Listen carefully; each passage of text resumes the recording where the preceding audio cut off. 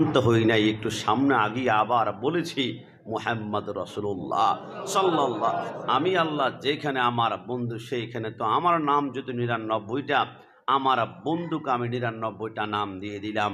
আমার নবী আহমদ, আমার নবী হামেদ, আমার নবী মাহমুদ, আমার নবী কাসেম, আমার নবী ফাতেহ, আমার নবী আকেব, আমার নবী হাশের, আমার নবী খাতেম, আমার নবী মাহি, আমার নবী দাই, আমার নবী সিরাজ, আমার নবী রশিদ, আমার নবী মনির, আমার নবী বশির, আমার নবী নজির, আমার নবী দাই, আমার নবী হাদি, আমার নবী মাহদি, আমার নবী ইয়াসিন, আমার নবী তহা, আমার নবী মুজাম্মিল, আমার নবী মুদ্দাসির, আমার নবী তোহা, আমার নবী শফি, আমার নবী খালিল, আমার নবী কলিম, আমার নবী হাবিব, আমার নবী মুস্তফা, আমার নবী মর্তজা, আমার নবী মুস্তফা, আমার নবী মুখতার, আমার নবী নাসের, আমার নবী মনসুর, আমার নবী কায়েম, আমার নবী হাফেজ, আমার নবী শাহিদ, আমার নবী আদিল, আমার নবী হাকিম, আমার নবী নূর, আমার নবী বুরহান, আমার নবী হুজ্জা, আমার নবী আবতাহি, আমার নবী মুমিন, আমার নবী মুজাক্কির, আমার নবী মতি, আমার নবী ওয়াইজ, আমার নবী আমিন, আমার নবী মাদানি, আমার নবী আরাবি, আমার নবী হাশিমি, আমার নবী তেহামি, আমার নবী হেজাজি, আমার নবী আজিজ, আমার নবী গনি, আমার নবী রাউফুর রহিম, আমার নবী হুজ্জা, আমার নবী জাওয়াদ, আমার নবী আউয়াল, আমার নবী আখির, আমার নবী জাহির, আমার নবী বাতিন, আমার নবী রাহমাতুল লিল আলামিন, আমার নবী সাদিক, আমার নবী মুসাদ্দিক। আল্লাহর কসম, সুন্নিদের নাকের ডগায় যতক্ষণ পর্যন্ত নিঃশ্বাস যাবে আর আসবে, অক্সিজেন আর কার্বন ডাই অক্সাইড আমাদের নাকের ডগায় যতক্ষণ পর্যন্ত থাকবে, সুন্নিরা মৃত্যুর আগ পর্যন্ত নবী নবী ইয়া রাসূলুল্লাহ বলে বলে আমরা দমে দমে চিৎকার করব, কারণ আমরা অপরাধী, নবীকে ভালোবাসি বলে সুন্নিরা অপরাধী। তাই তো ডক্টর ইকবাল বলেছে কি মোহাম্মদ সে ওয়াফা তूने तू हम तेरे हैं ये सीजे है किया লাউহে কালাম তেরি হ্যাঁ। এই পৃথিবীর মানুষ তোমার রাসূলুল্লাহর প্রেমে সম্পত্তি, অর্থ, পরিবার, দমন দুনিয়া রাসূলুল্লাহর কদমে কুরবান করো। আমি ডিক্লেয়ার করলাম খোদার কসম, রাসূলুল্লাহর কদমে तमाम দুনিয়া কুরবান যদি করতে পারো, তুমি জান্নাত খুঁজতে হবে না, জান্নাত তোমার কদমে এসে চুমা খাবে। ডান হাত তুলে বলো ঠিক কি না?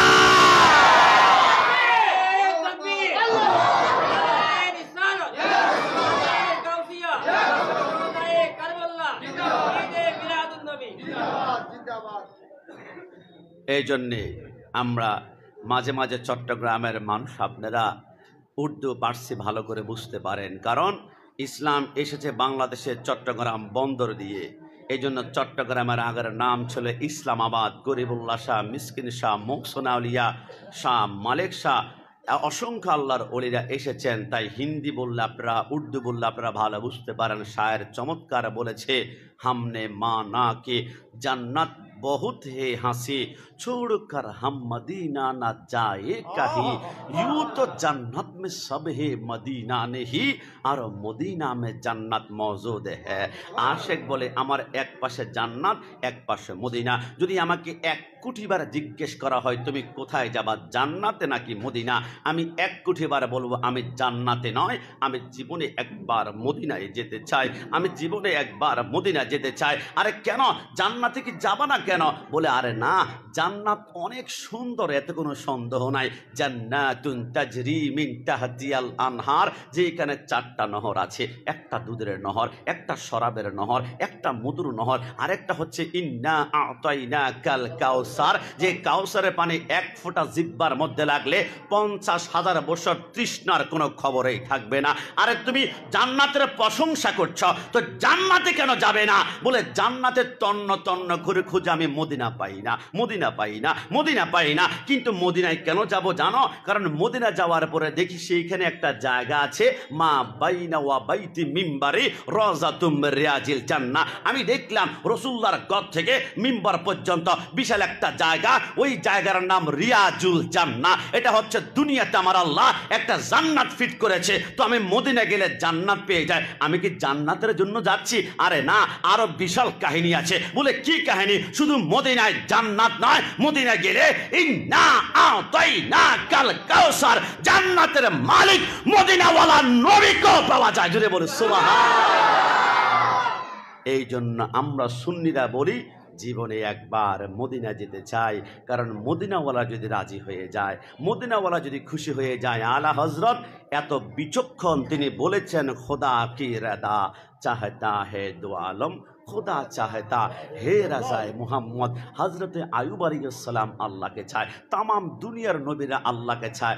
আল্লাহ সবাই তো আপনাকে চায়। আজকে হজরতে আনারুল্লাহ শাহ রহমতুল্লাহ আলাইহি শাহী জামে মসজিদে আমরা বসে 10 দিন শুহাদায়ে কারবালা মাহফিল করছি। কেন?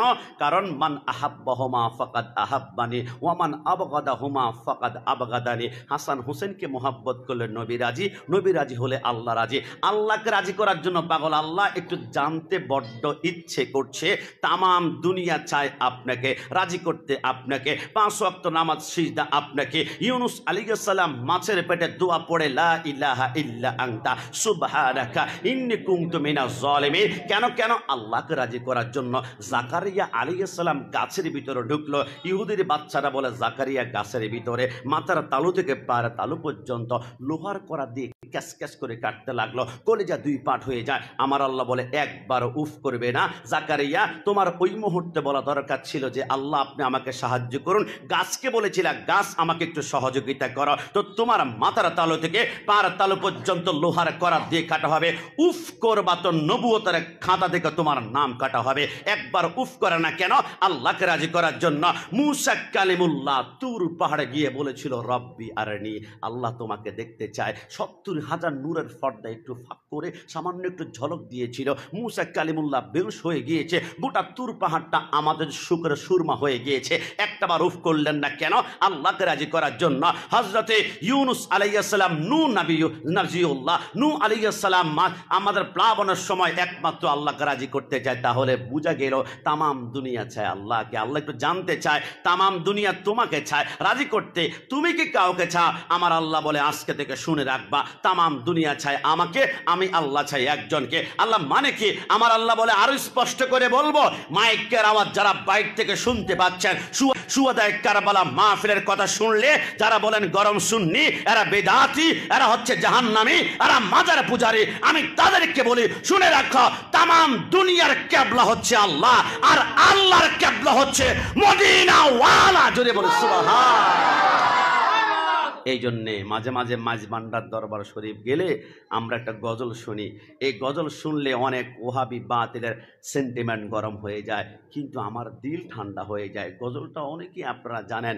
গোলাপ নয় নবীজি গোলাপের বাবা, গোলাপ নয় নবীজি গোলাপের বাবা, নবীজি হইলেন কাবারো কাবা। ডান হাত তুলে বলো ঠিক কিনা? গোলাপ নয় নবীজি গোলাপের বাবা, নবীজি হইলেন কাবারো কাবা, নবীজির শোকেতে কাবা হইয়াছে কালা। ইয়া মুহাম্মদ মুস্তাফা নবী সাল্লে আলা। কি আপনাদের আস্তে আস্তে আস্তে কি আপনাদের খারাপ লাগছে? তাহলে একটু কষ্ট দিব, যেহেতু আমাদের মসজিদ ছোট না, মসজিদ হয়তো বা অনেক আগের মসজিদ, তো এইখান দিয়ে এক পার্ট, ওইখান দিকে এক পার্ট, উপরে দিয়ে মসজিদ অনেক বিশাল, আমি উপরে দেখছি।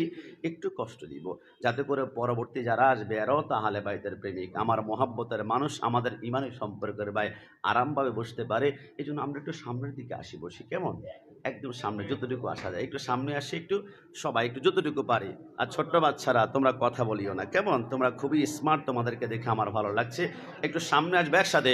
ইয়া মুহাম্মদ মুস্তাফা সাল্লে আলা, ইয়া মুহাম্মদ মুস্তাফা নবী। তাহলে সর্বশেষ কথা, রসুলের দুরূদ পড়তে আমাদের খারাপ যেহেতু লাগে না, তো মোহাব্বত নিয়ে সর্বশেষ আরেক কলি রসুল্লাহর উপর আমরা দুরূদ শরীফ পড়ি। আল্লাহুম্মা সাল্লি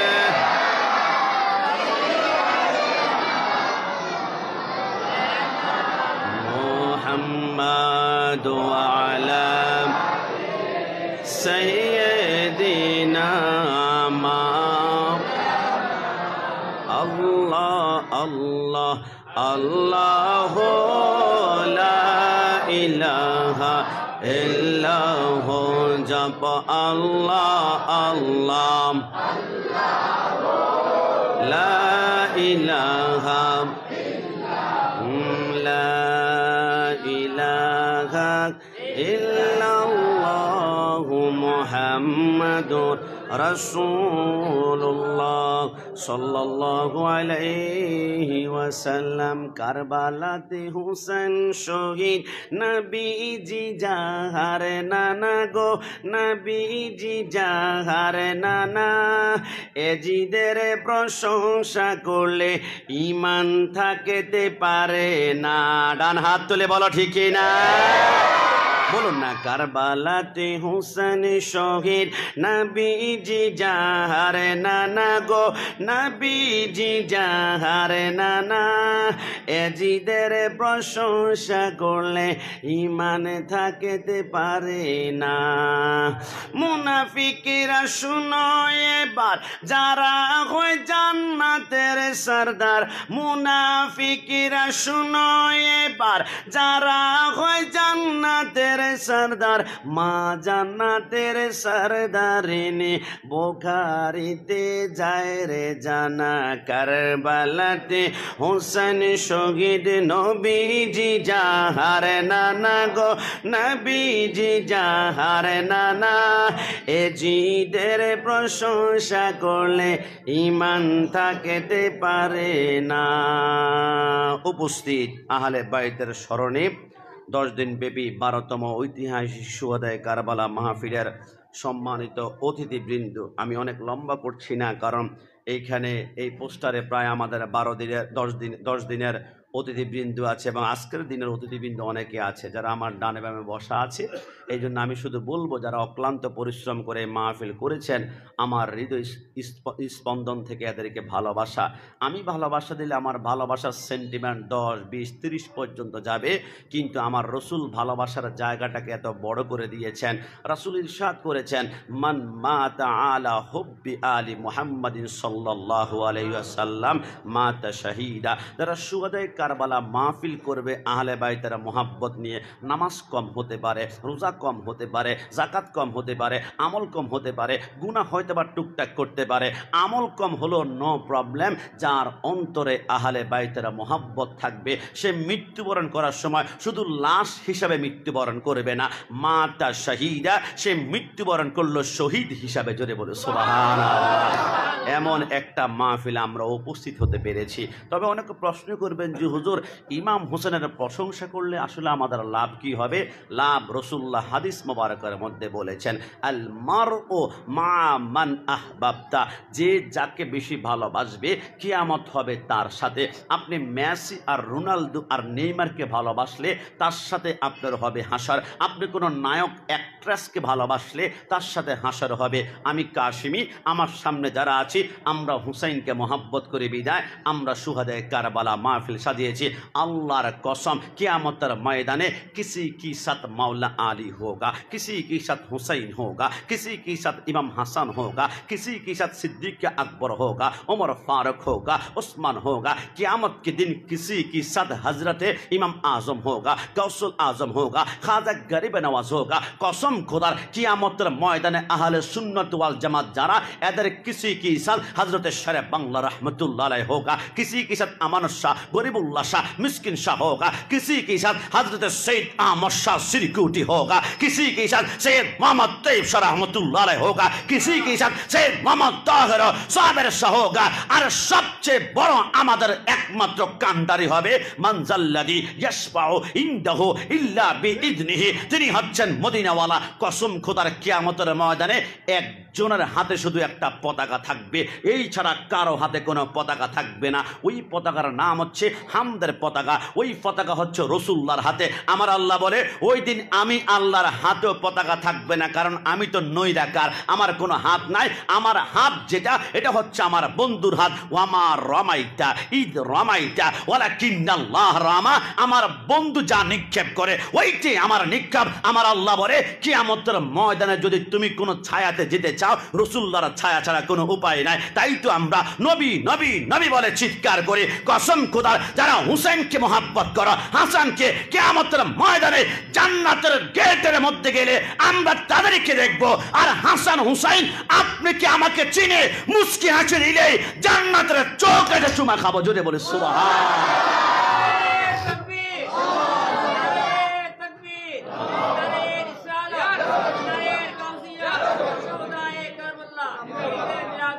এই জন্য প্রথমে একটু আপনাদের থেকে আমি রেসপন্স চাচ্ছি। হাসান হুসেনের ভালোবাসা আমরা সকলে চাই কি চাই? দুই হাত তুলে আল্লাহকে দেখা চাই কি না? এবার আসুন, আমাকে নির্দিষ্ট একটি সাবজেক্ট দেওয়া হয়েছে। হযরতে মুসলিম বিন আকিলের দুই সন্তানের শাহাদাতের কাহিনী আমাকে বর্ণনা করতে হবে। অনেকে, আমি আমার জুমা মসজিদ হালিশহর বি ব্লক সেন্ট্রাল মসজিদে আমি গত জুমার আগের জুমায় কারবালার কিছু ঘটনা আলোচনা করেছিলাম। ওইখানে 2-3 জন ভিআইপি লোক ছিল। কারবালার কথা বলতে গেলে হাদিসের সাথে ঘটনা, কারবালার ঘটনা ঘটনা ঘটনা ঘটনা মানে একটা কাহিনী আসবে। আমি শুনলাম ওনারা 2-3 জন লোক, ওনাদের আকীদা বিশুদ্ধ নয়, তো ওনারা লিখেছেন বাইতুল আজম সেন্ট্রাল মসজিদের খতিব। দেখলাম কোরআন হাদিসের কথার সাথে সাথে অনেক কিচ্ছা কাহিনী বলে। আমি তাদেরকে পাল্টা ফোন করে বললাম, আমি কিচ্ছা কাহিনী বললে যদি অপরাধী হয়, সেম অপরাধে আমার আল্লাহ অপরাধী। বলে হুজুর কি বললেন? আমি বললাম কোরআন হাতের মধ্যে নেন, সূরা ফাতিহার পরে যে সূরাটা আছে এটার নাম সূরা বাকারা। আমার আল্লাহ সেই সূরা বাকারা 261টা আয়াত শুধু একটা গাবি নিয়ে কথা বলেছে, একটা গরু নিয়ে আমার আল্লাহ গল্প করেছে। পবিত্র কোরআনে 6666 আয়াত, তো 500টা আয়াত নামাজ, রোজা, হজ, যাকাত নিয়ে, আর বাকি 6108 আয়াত হচ্ছে আমার আল্লাহ ইউসুফ আলাইহিস সালামের কাহিনী বর্ণনা করে, লুকমান আলাইহিস সালামের কাহিনী বর্ণনা করে। গোটা কোরআনটাই তো কিচ্ছা। তো আমি যদি কাহিনী বলার কারণে অপরাধী হই, তাহলে সেম অপরাধে আমার আল্লাহ অপরাধী। অপরাধী যদি আল্লাহকে বলো, ঈমান থাকতে পারে না। আরে দুনিয়া জমিনে কাহিনী তোমার ভিতর চেতনা দিবে, ভালোবাসা দিবে। তাই তো ইমাম মুসলিম বিন আকিলের কথা বলবো। তবে একটা অনুরোধ আপনাদের কাছে আমার থাকবে, আটলান্টিক বলেন, প্রশান্ত বলেন, বঙ্গোপসাগর বলেন, পদ্মা, মেঘনা, যমুনা, আমরা যেখানে বসা আছি পাশেই হচ্ছে কর্ণফুলী নদী। তামাম দুনিয়ার পানিগুলা যদি জাহান্নামের মধ্যে ছেড়ে দেওয়া হয়, কসম খোদার জাহান্নামের আগুনের বিন্দু মাত্র তাপ কমবে না। কারণ ওই আগুনের নাম হচ্ছে নারুল্লাহিল মুকাদাতুল্লাতি তাত্তালিউ আলাল আফইদা। দুনিয়ার আগুন যদি আমাদের আজকের এই মুহূর্তে হামিদচরের আগুন যদি আঙ্গুলের আগায় লাগে, আঙ্গুল পড়বে, কনুই পড়বে, সিনা পড়বে, বুক পড়বে, তারপর কলিজা টন টন করে ছাই ছাই করে ফেলবে। কিন্তু জাহান্নামের আগুন আঙ্গুল লাগে, প্রথম আঙ্গুল পড়বে না, যেখানে লাগবে ডাইরেক্ট কলিজাটা একদম ছাই ছাই বানাই ফেলবে। হাওমা করে কাঁদবেন, কোনো কাজ হবে না। কারণ আমার আল্লাহ বলে, দুনিয়াতে এক ফোঁটা চোখের পানি যদি ফেলতে পারো, মাম বাকা মিন খাশিয়াতিল্লাহ, আমি আল্লাহর ভয়, আমার বন্ধুর মুহাব্বত, আলে বাইতের ইশকে নিয়ে যদি এক ফোঁটা চোখের পানি বের করো, দুনিয়ার সমস্ত পানি যে জাহান্নামকে ঠান্ডা করতে পারবে না।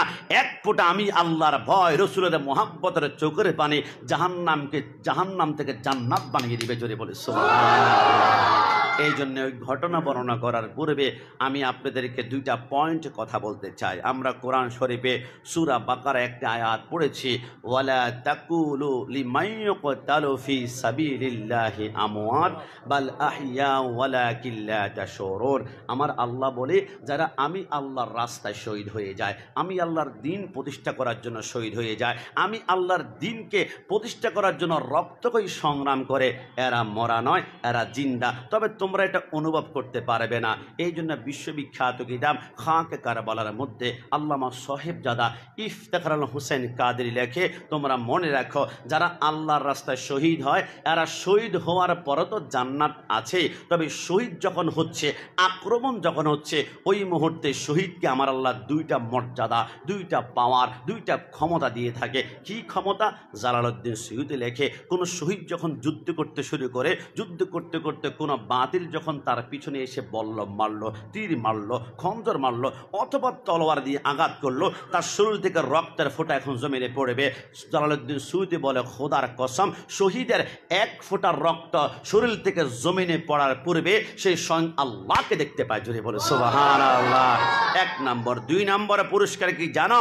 কোন শহীদ যখন আল্লাহর রাস্তায় জিহাদ করার পরে সময় তার শরীরে তীর মারা হয়, বল্লম তলোয়ার দিয়ে আঘাত করা হয়, আঘাত করার সাথে সাথে 1 ফোঁটা রক্ত পড়ার পর থেকে এরপরে যদি 1 কোটি বার খঞ্জর মারা হয়, তীর মারা হয়, তার বিন্দু মাত্র কষ্ট অনুভব হয় না, বিন্দু মাত্র তার শরীরে ব্যথা হয় না।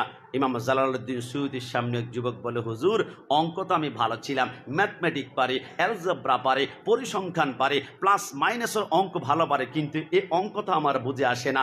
তলোয়ার দিয়ে আঘাত করবে, তাকে বল্লম দিয়ে ঘাই মারবে, তীর মারবে, তার বিন্দু মাত্র কষ্ট হবে না, কারণটা কি?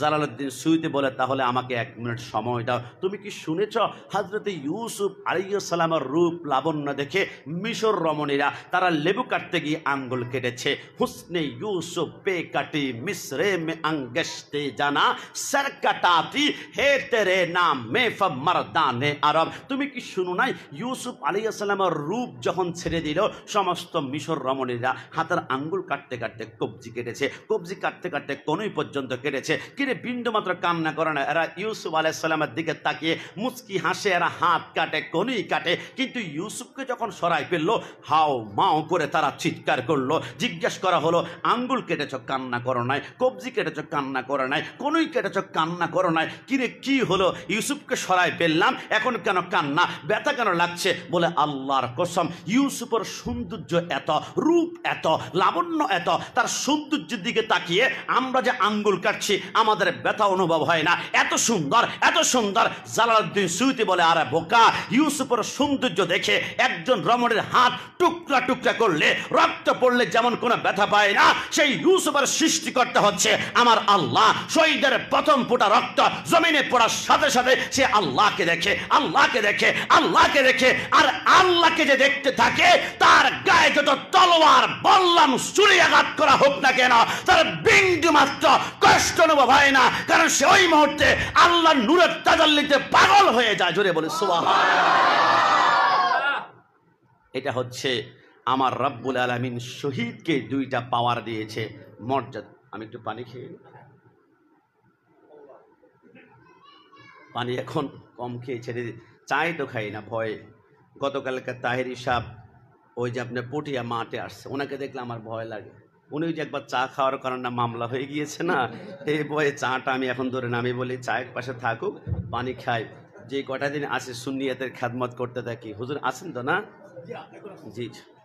এই জন্য আমরা আপনাদেরকে এতটুকু বলবো, কারবালার মাস তো একটু পানির দিকে নজর আমাদের বেশি চলে যায়, কারণ ইয়াজিদ বাহিনী যেখানে পানি দেয় নাই, এই জন্য আমরা মহরমের 9 তারিখ 10 তারিখে আমরা অনেকে শরবত বিতরণ করে এখানে খেয়ে আমরা প্রমাণ করি আমরা হুসাইনি। এই জন্য আমি হুসাইনিদেরকে বলবো শহীদের 2টা মর্যাদা। তাহলে 2টা মর্যাদা ব্যাখ্যা করার পরে এবার আসুন যারা কারবালার জমিনে শহীদ হয়েছিল, কারা 72 জনের নাম সবাই আপনারা জানেন। তবে ইমাম হুসাইন বলে, আমি যখন মদিনা শরীফে গিয়ে বললাম ইয়াজিদের হাতে আমি বায়াত গ্রহণ, কি কোনো সমস্যা? ইমাম হুসাইন বলে, আমি যখন মদিনার গভর্নর ওয়ালিদ বিন উকবাকে বললাম আমি বায়াত গ্রহণ করব না, রাতের বেলা চিন্তা করলাম আমি যখন ইয়াজিদের বায়াতটাকে আমি ক্যান্সেল করেছি, রিজেক্ট করেছি, অবশ্যই রাতের বেলায় আমার উপর হামলা হতে পারে। ইমাম হুসাইন বলে, আমার উপর হামলা হলে কারো হাত কাটবে, কারো পা কাটবে, কারো কল্লা কাটবে, মদিনায় রক্ত পড়বে, আমি তো দিতে পারি না। যেই মদিনায় 1 রাকাত নামাজ পড়লে 50,000 রাকাতের সওয়াব পাওয়া যায়। আমি কিছুদিন পূর্বে যমুনা সেতু পার হওয়ার পরে একটা জেলা আছে সিরাজগঞ্জ, ওইখানে প্রোগ্রামে গেলাম। আমি যখন বললাম মদিনায় 1 রাকাত নামাজ পড়লে 50,000, যুবক উঠে বলে, হুজুর আপনারা তো অনেক বড় আশেক রসুল, এই জায়গার ভিতরে বোঝা গেল আমার আল্লাহ রসুলের শান কমিয়ে দিয়েছে। কেমনভাবে? হুজুর আমরা তো শুনেছি মক্কায় 1 রাকাত নামাজ পড়লে 1 লক্ষ রাকাতের সওয়াব পাওয়া যায়, তো মদিনায় যদি 1 রাকাত পড়ে 50,000, তাহলে আল্লাহ রসুলের শান তো কিছু কমিয়েছে। আমি বললাম চোখ থেকে কালো চশমা তোমাকে খুলতে খুলতে হবে। চোখে যদি কালো চশমা লাগাও, রাতকে যেমন রাত মনে হবে, দিন কম তোমার দিন মনে হবে। সবচেয়ে গুম্বুজের চশমা তোমার চোখের ভিতরে লাগাতে হবে, তাহলে বুঝবা আমার রসুলের শান কেমন বাড়িয়েছে। বলে কেমন? আমি বললাম ব্যাখ্যা শুনবে। শানে হাবিবুর রহমানের মধ্যে আল্লামা মুফতি আহমদ ইয়ারা খান নাইমি লেখে, মক্কায় 1 রাকাত নামাজ পড়লে 1 লক্ষ রাকাতের সব। কথা যেমন সত্যি, ঠিক এটাও সত্যি যে মক্কায় একটা হারামের ভিতরে গুনাহ করলে, একটা গুনাহ করলে 1 লক্ষ গুনাহ তোমার আমল নামায় লেখা হবে। কিন্তু মদিনা 1 রাকাত নামাজ পড়লে 50,000 রাকাতের সওয়াব পাওয়া যাবে, কিন্তু একটা গুনাহ করলে 50,000 গুনাহ হবে না রে বাবা, হবে না। কেন? কারণ যেখানে শুয়ে আছে ওয়ামা আরসালনাকা ইল্লা রাহমাতাল লিল আলামিন, রহমত যেখানে থাকবে ওইখানে গুনাহ বাড়তে পারে না। মদিনায় একটা গুনাহ করলে একটাই গুনাহ হবে। একটু জবান খুলে বলে সুবহানাল্লাহ। আরে পাওয়ার মদিনাকে আল্লাহ দিয়ে আমার আল্লাহ বুঝিয়েছে। আমার বন্ধুর শান কিন্তু আমি আল্লাহ কমাই নাই। ইমাম হুসাইন চিন্তা করলো ওই মদিনায় আমার উপরে অ্যাটাক হবে, পরিবারের উপরে, যেই মদিনার জমিনে রাসূলুল্লাহর কদমের নকশা এখনো লেগে আছে। যেই মদিনায় হাঁটার সময় হযরতে ইমাম মালিক বলে, আমি যতবার মদিনাতে হাঁটতাম 20 বছর আমি কোনোদিন জুতা পায়ে দিয়ে হাঁটি নাই। কারণ রাসূলুল্লাহর কদম কোন জায়গায় যে পড়েছে, আমার সেই জুতার চাপ কোন জায়গায় রাসূলুল্লাহর কদমের উপরে লেগে যায় আমি পারি না। ইমাম মালিক বলে, আমি যতদিন মদিনায় ছিলাম আমি অল্প করে খাওয়া খেতাম। কেন জানো? কারণ আমি বেশি খেলে আমার পেটের ভিতরে চাপ দিলে আমার পায়খানা হবে, মলমূত্র বের হবে। মদিনায় মলমূত্র ত্যাগ করবোটা আমি পারবো না। অল্প খেতাম, যখনই মলমূত্র আসতো গুনায় চড়ে তিনি মদিনার বর্ডার হারাম ওভারটেক করে তারপর প্রস্রাব পায়খানা করতো। ইমাম হুসাইন বলে, সেই মদিনায় রক্ত পড়তে দিব না। কোথাও কি আছে পৃথিবীর জমিনে এমন একটি জায়গা যেইখানে গেলে একটা মশা মাছি পর্যন্ত মারতে পারে না, যেইখানে গেলে কেউ কারোর উপর আক্রমণ করা হারাম? আমি অনেক ভাবলাম আছে কি এমন একটা জায়গা, চোখ বন্ধ করে দেখলাম হ্যাঁ, পৃথিবীর জমিনে এমন একটা জায়গা আছে যেখানে একটা পিঁপড়া পর্যন্ত মারা হারাম, একটা পোকামাকড় পর্যন্ত, একটা সাপ, একটা তেলা পোকা, একটা টিকটিকি পর্যন্ত। মানুষ তো দূর কি বাতে। হ্যাঁ, আমি দেখলাম সেই জায়গাটা কোথায়? মান দাখালাহু কানা আমিনা, আর ওইটা হচ্ছে মক্কার হারাম শরীফ। জোরে বলি সুবহানাল্লাহ। চিন্তা করলাম পরিবারের নিরাপত্তার জন্য আমি হারামে যেতে হবে। হারামে যাওয়ার পরে ইমাম হুসাইন বলে, এবার কুফা থেকে চিঠি আসতে শুরু করলো। 1200 চিঠি আসলো। আমি কুফার মানুষ চিঠি পাঠিয়েছি, ইমাম হুসাইন আপনি কুফার জমিনে আসুন, ইয়াজিদ বাহিনীর অত্যাচার, নির্যাতন, জুলুম সহ্য করতে পারছি না, আপনি আসলে আপনার পায়ে চুমা খাবো, কপালে বায়াত গ্রহণ করব। ইমাম হুসাইন বলে, যাব। 2 জন নেতৃস্থানীয় লিড দেওয়ার মতো সাহাবী ছিল, আব্দুল্লাহ ইবনে জুবায়ের, আব্দুল্লাহ ইবনে উমর। তারা বলে, না যাবেন না। কুফার মানুষের হাতের লেখা অনেক সুন্দর, মুখের ভাষা অনেক মিষ্টি, কিন্তু তলোয়ারের ব্যবহার হঠাৎ করে পরিবর্তন হয়ে যায়। এরা মানুষের সাথে মুনাফিকে গাদ্দারি বেশি করে। ইমাম হোসেন বলে, গেলাম না। এবার 1200 চিঠি একটার পর আসতে লাগলো। 1201 নম্বর চিঠির ভাষা ছিল, হোসাইন 1200 চিঠি পাঠিয়েছি, আর তো লেখার শক্তি পাচ্ছি না, আর বাকি সর্বশেষ চিঠি পাঠিয়ে দিলাম, আপনি আসবেন না আসবেন আপনার কাছে। চিঠির ভাষা ছিল, হোসাইন আমরা কিয়ামতের ময়দানে আল্লাহর দরবারে আপনার নামে অভিযোগ উত্থাপন করব। ওগো আল্লাহ, 1200 চিঠি দিয়েছিলাম, হুসাইন তারপরও কারবালাতে আসলো না, বাধ্য হয়ে আমরা নাফাক ইয়াজিদের কাছে আমরা বায়াত গ্রহণ করতে হয়েছে। ইমাম হোসেন জজ্জর করে কাঁদতে শুরু করলো। কিয়ামতের ময়দানে জান্নাতের যুবকদের সরদারকে গ্রেফতার করা হবে, অ্যারেস্ট করা হবে। ইমাম হোসেন বলে না। ইমাম হোসেন বলে, আমি যাব।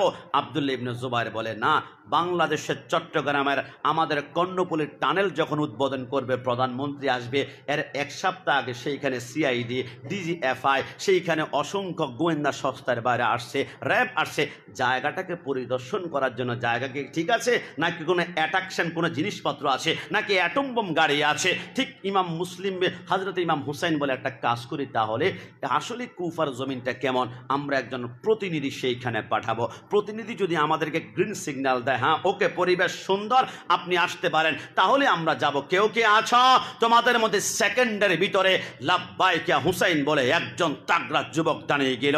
জিজ্ঞেস করা হলো, তোমার নাম কি? বলে, আমার নাম মুসলিম বিন আকিল। একটু জবান খুলে বলে সুবহানাল্লাহ। মুসলিম বিন আকিল কোনো কথা নাই, হুসাইন দায়িত্ব দিয়েছে আমার জীবন কোরবান, কারণ গোলাম মানে মুস্তফা জান দেনে সে नहीं डरते, ये सर कट जाए ये रह जाए कुछ परवाह नहीं करते। মুসলিম বিন আকিল বলে আমি সামনে হাঁটবো, কিন্তু কোনো মতে সামনে যেতে পাচ্ছি না, কে জানি পিছন দিক থেকে আমাকে টেনে ধরে আছে। আমি পিছনের ডান পাশে তাকালাম, বাম পাশে ছোট্ট দুইটা আমার কলিজার টুকরা সন্তান, একজন হচ্ছে মুহাম্মদ, সে হচ্ছে বয়স 10, আর একজন ইব্রাহিম, তার বয়স 8। দুইজন আমাদের দিকে তাকায়, চল চল করে চোখের পানিগুলো ছেড়ে বলে, বাবা হাউজে কাউসারের পানি একাই বুঝি আপনি পান করবেন, আমাদেরকে একটু পান করার সুযোগ প্রদান করুন। জোরে বলে সুবহানাল্লাহ। মুসলিম বিন আকিলের কথা শুনে দুই সন্তানের আর চোখের পানি ধরে রাখতে পারলেন না, তিনি চলে গেলেন কোথায়, সে কুফার বর্ডার ক্রস করলো। হঠাৎ করে কুফার একজন মানুষ বলে, বিশ্ববিখ্যাত কিতাব শামে কারবালার মধ্যে আল্লামা শফিউ কারবি রাহমাতুল্লাহ লেখে, হঠাৎ করে একজন যুবক বলে, আপনি কে? বলে, আমার দিকে ব্যাপার তাকাচ্ছ কেন? আমি জীবনে অনেক মানুষের শরীরের গ্রাণ পেয়েছি, কিন্তু আপনার শরীর থেকে মিষ্কাম্বর মতো একটা জ্ঞান বের হয়, কারণ ওই যে নবী বংশ, নবী পরিবারের একজন সদস্য। বলে, কেন কেন? বলে, আপনার শরীর থেকে মদিনাওয়ালা নবীর গ্রাণ পাওয়া যাচ্ছে। জোরে বলে সুবহানাল্লাহ। বলল, হ্যাঁ, ইমাম হুসেনের পক্ষে আমি বায়াত গ্রহণ করার জন্য এলাকার ভিতরে এসেছি প্রতিনিধি হিসাবে। এবার কুফার জমিনে খবর হয়ে গেল, সেকেন্ডের ভিতরে বিদ্যুৎ গতিতে, কারেন্ট গতিতে সংবাদ ছড়িয়ে পড়ল। সকালবেলায় হাজার হাজার মানুষ আসতে শুরু করলো, কদমে চুমা খায়, হাতে চুমা খায়, চোখে চুমা খায়, আবার তারা অঙ্গ প্রত্যঙ্গে তাকে আলিঙ্গন করে। সকালবেলায় যে ইমাম মুসলিম বিন আকিল সেইখানে ঢুকেছিল শূন্য হাতে, মাগরিবের সময় তিনি বলেন, আমি আল্লাহু আকবার বলে নামাজের নিয়ত যখন করেছি, আমার পিছনে ইমাম হুসেনের পক্ষে বায়াত গ্রহণ করেছে 40,000। জোরে বলে সুবহানাল্লাহ। মাগরিবের নামাজ পড়ে মুসলিম বিন আকিল হাতের মধ্যে ছিটি নিল, ইমাম হুসাইন আর দেরি করবেন না, আমাকে পেয়ে মানুষ পাগল পাগল হয়ে যাচ্ছে, আর যদি আপনাকে পায় মানুষ তো দেওয়ানা হয়ে যাবে, জীবন কোরবান করে দিবে, আসেন। চিঠি যখন পাঠালো, ইয়াজিদের খবর হয়ে গেল, আমার মসনদ তো শেষ হয়ে যাবে, কুফাবাসী আক্রমণ করলে, আন্দোলন করলে, বিক্ষোভ করলে ক্ষমতা আমি ধরে রাখতে পারবো না, কি করা যায়? ওই কুফার যিনি গভর্নর ছিল, আমাদের পার্শ্ববর্তী রাষ্ট্র ইন্ডিয়ার যিনি প্রাইম মিনিস্টার নরেন্দ্র মোদী, ওইখানে 38টা প্রদেশ আছে, তার মধ্যে একটা প্রদেশ হচ্ছে কলকাতা। কলকাতার যিনি মুখ্যমন্ত্রী, এটার নাম হচ্ছে মমতা ব্যানার্জি। ওই মুখ্যমন্ত্রী যেমন আছে, তখনকার সময় বিভিন্ন প্রদেশ ছিল, একটা প্রদেশের নাম ছিল কুফা। কুফা প্রদেশের যিনি মুখ্যমন্ত্রী ছিল, এনার নাম ছিল নোমান বিন বশির, তিনি ছিলেন আহলে বাইতের প্রেমিক। একটু জবান খুলে বলে সুবহানাল্লাহ। এবারে ইয়াজিদ বলল, না, সে যে নরম আচরণ করছে, এইভাবে আমার মসনদ টিকবে না। এমন কেউ কি আছে? আমি এতগুলা প্রদেশ কন্ট্রোল করে, কেউ কি আছে একজন যার হৃদয়টা থাকবে পাথরের মতো, যার লোভ থাকবে টাকার দিকে, সন্তানের দিকে, যার লোভ থাকবে নারীর দিকে, নারী সন্তান অলংকার দেখলে দুনিয়া সব একদিকে, আর তার জীবন বিলীন করতে পারবে। তখন পাওয়া গেল দামেস্কের যে গভর্নর, এর নাম ছিল ইবনে জিয়াদ। তাকে খবর দেওয়া হলো, তোমার বেতন 5 ডবল বৃদ্ধি করা হলো, তুমি কুফাতে যাও, আমার মসনদকে সঠিকভাবে রাখার জন্য যা পদক্ষেপ দরকার সেটাই তুমি করবে। এবার ইবনে জিয়াদ চিন্তা করলো, সমস্ত কুফাবাসী অপেক্ষা করছে হুসাইনের, এই মুহূর্তে যদি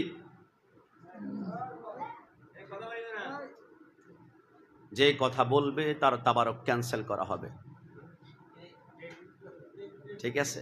কোনো কথা বলবে না। ছোটদেরকে আমার ভালো লাগে, কারণ কি জানেন? কারণ যাদের বয়স এখন 7 বৎসর, এরা 20 বৎসরের পরে 27 বৎসর হবে, মাহফিলটা তখন তারাই কিন্তু আয়োজন করবে। এখন যারা 27 বৎসর, এরা 27 বৎসরের পরে হয়ে যাবে 54 বৎসর। কিরে দোস্ত, মাহফিল করবি না? আর শক্তি নেই, শুরু লাগার মতো পারি না।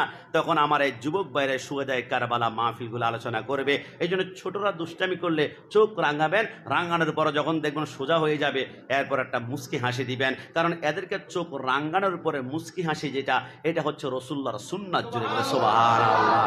এই জন্যে ইমাম মুসলিম বিন আকিল এবার সবাই অপেক্ষা করছে, কি কোথায় ইমাম হুসাইন কখন আসবে। চিঠি পাঠানো হলো, সবাই হুসাইনের জন্য অপেক্ষা। ইবনে জিয়াদ বলে, যদি মানুষ জানতে পারে ইবনে জিয়াদ নতুন করে এলাকায় ঢুকছে আক্রমণ করার জন্য, তাহলে আমি বর্ডার ক্রস করার আগে মানুষ পাথর নিক্ষেপ করে করে আমাকে মেরে ফেলবে। কি করা যায়? কিভাবে ঢুকলে মানুষ আমাকে চিনতে পারবে না? সে লম্বা একটা সাদা রুমাল নিল, রুমাল নেওয়ার পরে এবার সে রুমালটা মাথার উপর ফেললো, এতটুকু পর্যন্ত ঢাকা ঢাকনা এবং রুমালটাকে চিকন করে লম্বা করে এতটুকু পর্যন্ত নিয়ে আসলো। এইরকম রুমালওয়ালা কিছু মৌলবী আমাদের টেলিভিশনের মধ্যে দেখবেন, এই পর্যন্ত সাদা রুমাল, এই পর্যন্ত চেহারা মনে হয় দেখাতেই চায় না। কিন্তু দেখাতে চায় না কেন? কারণ চেহারা তো নষ্ট হয়ে গিয়েছে। নষ্ট কেন হয়েছে? কারণ যারা রসুলকে মাটি বলবে এদের চেহারা মাটির মতো চেহারা হবে। আমাদের আল্লামা নুরুল ইসলাম হাশেমি রহমতুল্লাহ মৃত্যুবরণ করেছে, আমরা বলি চেহারা দেখে যাও। আর হাটহাজারী শফি সাহেব মৃত্যুবরণ করেছে, বলে চেহারা দেখানো যাবে না। তারা চেহারা দেখানো যাবে না, আমরা বলি আসো। তারা বলে দেখাবে না, আমরা বলি আসো। আল্লামা জালালউদ্দিন আল কাদরি রহমতুল্লাহ মৃত্যুবরণ করেছে, জামিয়া জমিয়তুল ফালার ময়দানে লক্ষ লক্ষ মানুষ লাইন ধরে ধরে চেহারা দেখিয়েছে। আল্লামা শায়রে মিল্লাত ওবায়দুল নঈমী রহমতুল্লাহ মৃত্যুবরণ করেছে, চেহারা দেখায়। তারা চেহারা দেখায় না, আমরা ডেকে আনি একটা কারণে, কারণ আমরা রসুলকে নূর মানে বিদায়। আমরা মৃত্যুর সাথে সাথে চেহারাগুলা নূরের ফুতুলের মতো বেশি উঠে। আর তারা আমার নবীকে যখন মাটি বলে, এরা মরার সাথে সাথে এদের চেহারা জানোয়ারের চাইতে নিকৃষ্ট হয়ে যায়। ডান হাত তুলে বলো ঠিক কিনা? এই জন্য ওদের চেহারা ওরা দেখায় না, কিন্তু আমরা সুন্নিদের চেহারা কি নূর ঝলমল করে। এবার ইবনে জিয়াদ বলে, আমি যদি চেহারা দেখাই তাহলে মানুষ আমাকে ধরবে। লম্বা ঘুমটা করে ভিতর দিয়ে যখন ঢুকলো, মানুষ মনে করেছে হুসাইন, হুসাইন কি আনন্দ। কিন্তু সে গোড়া নিয়ে সামনে ঢুকার পরে এবার গভর্নর হাউস, বাংলাদেশের প্রধানমন্ত্রী যেখানে স্টে করে, অবস্থান করে, মিটিং করে, এটাকে গণভবন বলা হয়। আবার আমেরিকার প্রেসিডেন্ট যিনি বর্তমানে আছেন, ইনি যেখানে বসেন, এটাকে হোয়াইট হাউস বলা হয়। ঠিক ওই কুফার একটা গভর্নর হাউস ছিল, যেইখানে প্রশাসনিক কাজকর্ম হয়। ইবনে জিয়াদ সেই মসনদের মধ্যে উপরে উঠলো, ওটা বললে, তোমরা কি মনে করেছো হুসাইন? আমি হুসাইন না, আমি হচ্ছে ইবনে জিয়াদ। আর ওই দিন থেকে রুমাল পার্টি বের হয়েছে। যারা বর্তমানে রুমাল লম্বা করে দেয়, এরা একজন হুসাইনের পক্ষে কথা বলে না। এরা কথায় কথায় বলবে ওই না কারবালার ময়দানে ইয়াজিদের কোনো দোষ ছিল না। এরা কথায় কথায় বলবে ইয়াজিদ 100 রাকাত নফল নামাজ পড়তো। এরা কথায় কথায় বলবে ইয়াজিদকে শুধু শুধু তোমরা গজব দাও, লানত দাও, ইয়াজিদকে রাদিয়াল্লাহু তাআলা বলা যায়। কিরে, তুমি তো হুসাইনি, তুমি তো হুসাইনের প্রশংসা করা দরকার ছিল, তুমি ইয়াজিদের পক্ষে কেন বলো? কারণ তারা জানে ইয়াজিদের পক্ষে যদি বলি আমার বিদেশি ডলার দেওয়া হবে, আমাকে টাকা দেওয়া হবে, ইরানি সাপ্লাই করা হবে। কিন্তু হুসাইনিরা মনে রাখবা, নারীর কাছে বিক্রি হয় না, টাকার কাছে বিক্রি হয় না। হুসাইনিরা গরদান দিবে, ঈমান কোনোদিন বিক্রি করতে পারে না। ডান হাত তুলে বলো ঠিক কি না? এই জন্য আমি মাঝে মাঝে বলি, কষ্ট নিবেন না। তুমি মেসোয়া করা ফজিলত জানো, খাবার শেষে মিষ্টি মুখের হাদিসটাও মানো। শুধু হক কথাটা উচ্চ সুরে বলতে পারো না, হক কথাটা উচ্চ সুরে বলতে পারো না। অগ্নির মতো বারুদ হয়ে জ্বলতে পারো না। ডান হাত তুলে বলো ঠিক কিনা? তুমি কেমন মুসলমান, তুমি কেমন মুসলমান, কেমন মুসলমান, তুমি কেমন মুসলমান। সত্যের পক্ষে স্লোগান দিতে হবে। ইমাম হোসেন শিক্ষা দিয়েছে, গরদান যাবে, পরিবার যাবে। 72 জনকে শহীদ করে প্রমাণে করে দিয়েছি। আমার সামনে যারা আছেন, মোটর সাইকেল চালাতে গেলে আমরা হেলমেট পরি, হাতে কিন্তু কিছু লাগাই না, পায়ে লাগাই না। জিজ্ঞেস করলো, দোস্ত হেলমেট পরেছ, হাতে পড়ো নাই, পায়ে ঘটনা কি? বলে আমার হাত যদি ভেঙে যায়, চট্টগ্রাম এবার কেয়ারে গেলে আমার এটাকে অপারেশন করে সুস্থ করে বলতে পারবো। পা যদি ভেঙে যায়, চট্টগ্রাম ফার্কবি অথবা স্যাব্রনে গেলে আমার পায়ের অপারেশন করলে সুস্থ হব। কিন্তু ভাই, আমার মাথা যদি একবার স্টেম ল্যাম্পের সাথে দাম করে বেড়ে খায়, মাথার মগজ ছিটকে গেলে আমি কুল্লু নাফসিন যায়িকাতুল মউত, আর বাঁচবো না। হে দুনিয়ার মানুষ, হুসাইন বলে তোমরা মাথা বাঁচানোর জন্য মাথায় হেলমেট পরো, তোমরা হাত দিতে পর্যন্ত রাজি হয়ে যাও। কিন্তু আমি ইমাম হুসাইন এই হাতটাকে ইয়াজিদের হাত থেকে বাঁচানোর জন্য আমি আমার গরদান দিয়ে প্রমাণ করে দিলাম, হুসাইনিরা তাদের গরদান দিবে, কিন্তু বাতিলের কাছে কোনোদিন মাথা নত করতে পারে।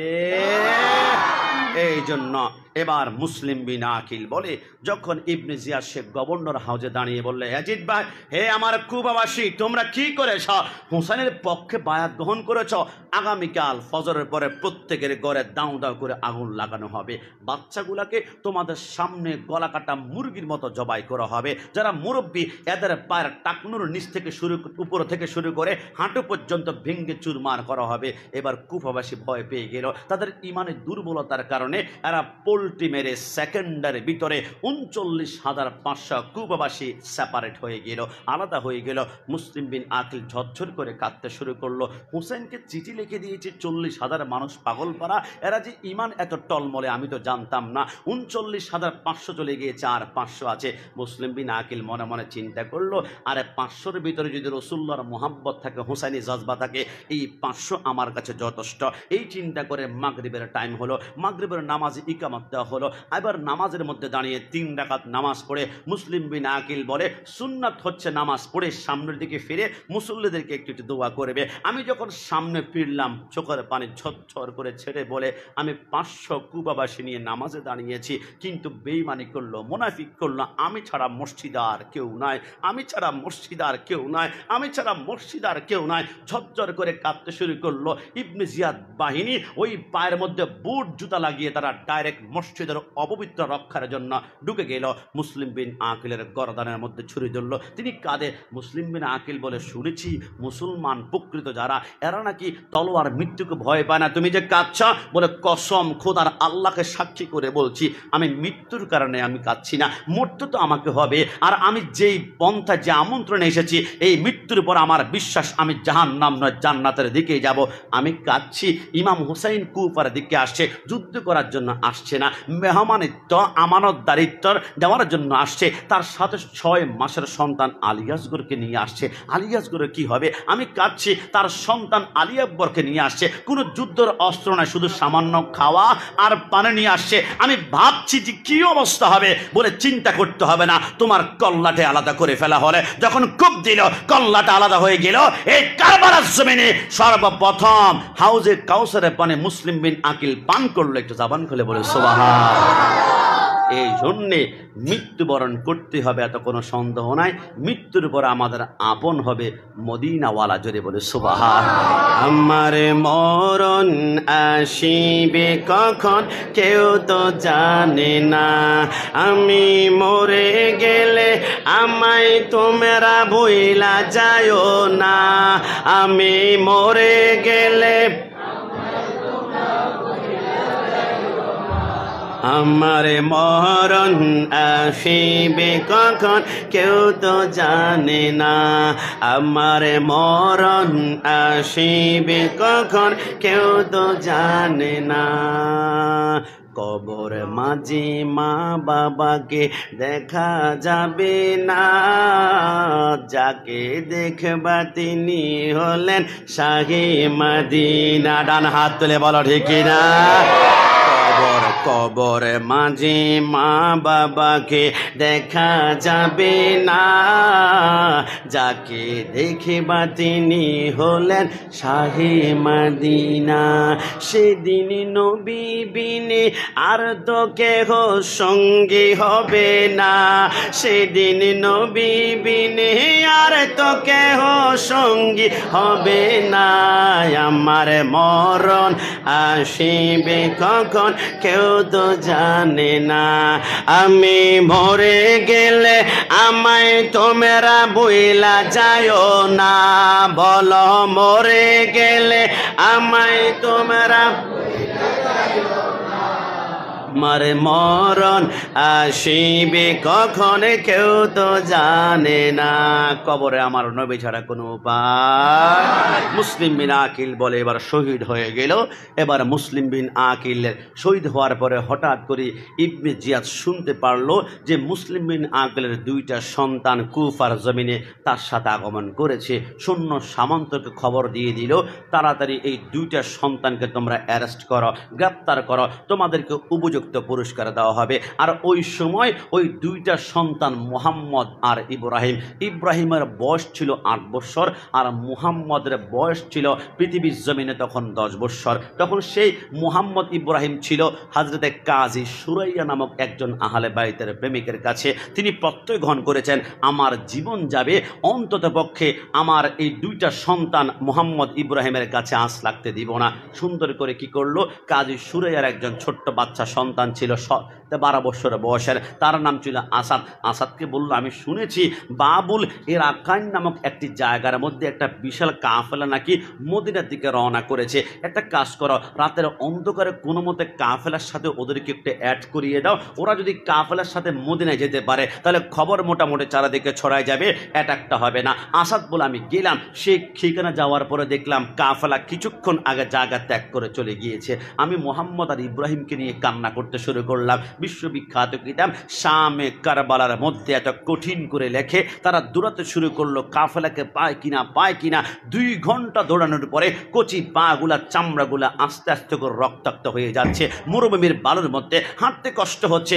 কিছু দূর যাওয়ার পরে দেখলো কিছুক্ষণ আগে যে কাফেলা গিয়েছে ওই মরুভূমির বালুর মধ্যে হাঁটলে পায়ের একটা চাপ থেকে যায়। তারা চিন্তা করলো পায়ের চাপ যেহেতু পেরেছি তাহলে অবশ্যই কাফেলার সামনে। আসাদ বলে আমি আর যেতে পারবো না, যদি যাই শুনতে পারে তোমাদেরকে হেল্প করেছি, সহযোগিতা করেছি, আমার পরিবার 14 গোষ্ঠীকে দুনিয়ার জমিন থেকে কতল করে দেওয়া হবে। একটা কাজ করো, এই যে পায়ের বিভিন্ন চাপ দেখা যাচ্ছে এই চাপকে ফলো করে তোর সামনে অগ্রসর হয়। কিন্তু মুসলিম বিন আকিলের 2 সন্তান বলে কিছুক্ষণ হাঁটার পরে মরুভূমির মধ্যে একটা বালির জ্বর হলো। আমাদেরকে তুফান হয়, মরুভূমিতে বালির জ্বর হয়, বালির জ্বর হওয়ার কারণে পায়ের দাগগুলা মুছে গেল। আমরা মরুভূমির মধ্যখানে কান্না শুরু করলাম। সকালবেলা হয়ে গেল, 2 জন ইয়াজিদ বাহিনীর কুকুর এসে এদেরকে গ্রেপ্তার করলো। গ্রেপ্তার করে ইবনে জিয়াদ বলে এদেরকে মারা যাবে না, ইয়াজিদ থেকে সিদ্ধান্ত নিব জেলখানার ভিতরে আটক করা হলো।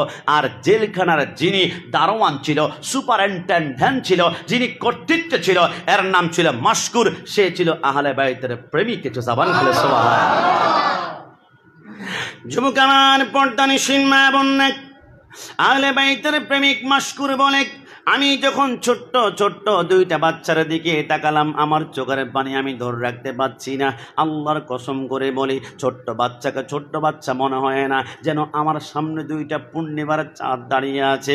আমি দেখতে পারিনি, যে কন্ট্রোল করতে পারলাম না। আমি চিন্তা করলাম আহলে বাইতকে মোহাব্বত যে করে আমি কিভাবে এটা বুঝাবো। না না, এই 2টা সন্তানকে জেলখানার ভিতরে আবদ্ধ রাখবে, এটা হতে পারে না। রাতের অন্ধকারে যখন হয়ে গেল, ওই মাশকুর বলে আমি দেরি না করে আহলে বাইতের পার এবং কবরের মধ্যে কপালে চুমু খেয়ে আমি 2টা সন্তানকে বললাম, তোমরা সুন্দর করে এইখান থেকে বের হয়ে যাবা। যাওয়ার পরে কাদিসিয়া নামক একটা জায়গা আছে, এইখান থেকে 12 কিলোমিটার দূরে ওইখানে একজন ওসি আছে। ওই ওসি হচ্ছে আমার বড় ভাই। তোমরা চিনবা কিভাবে? আমার হাতের মধ্যে একটা আংটি আছে, রূপার আংটি।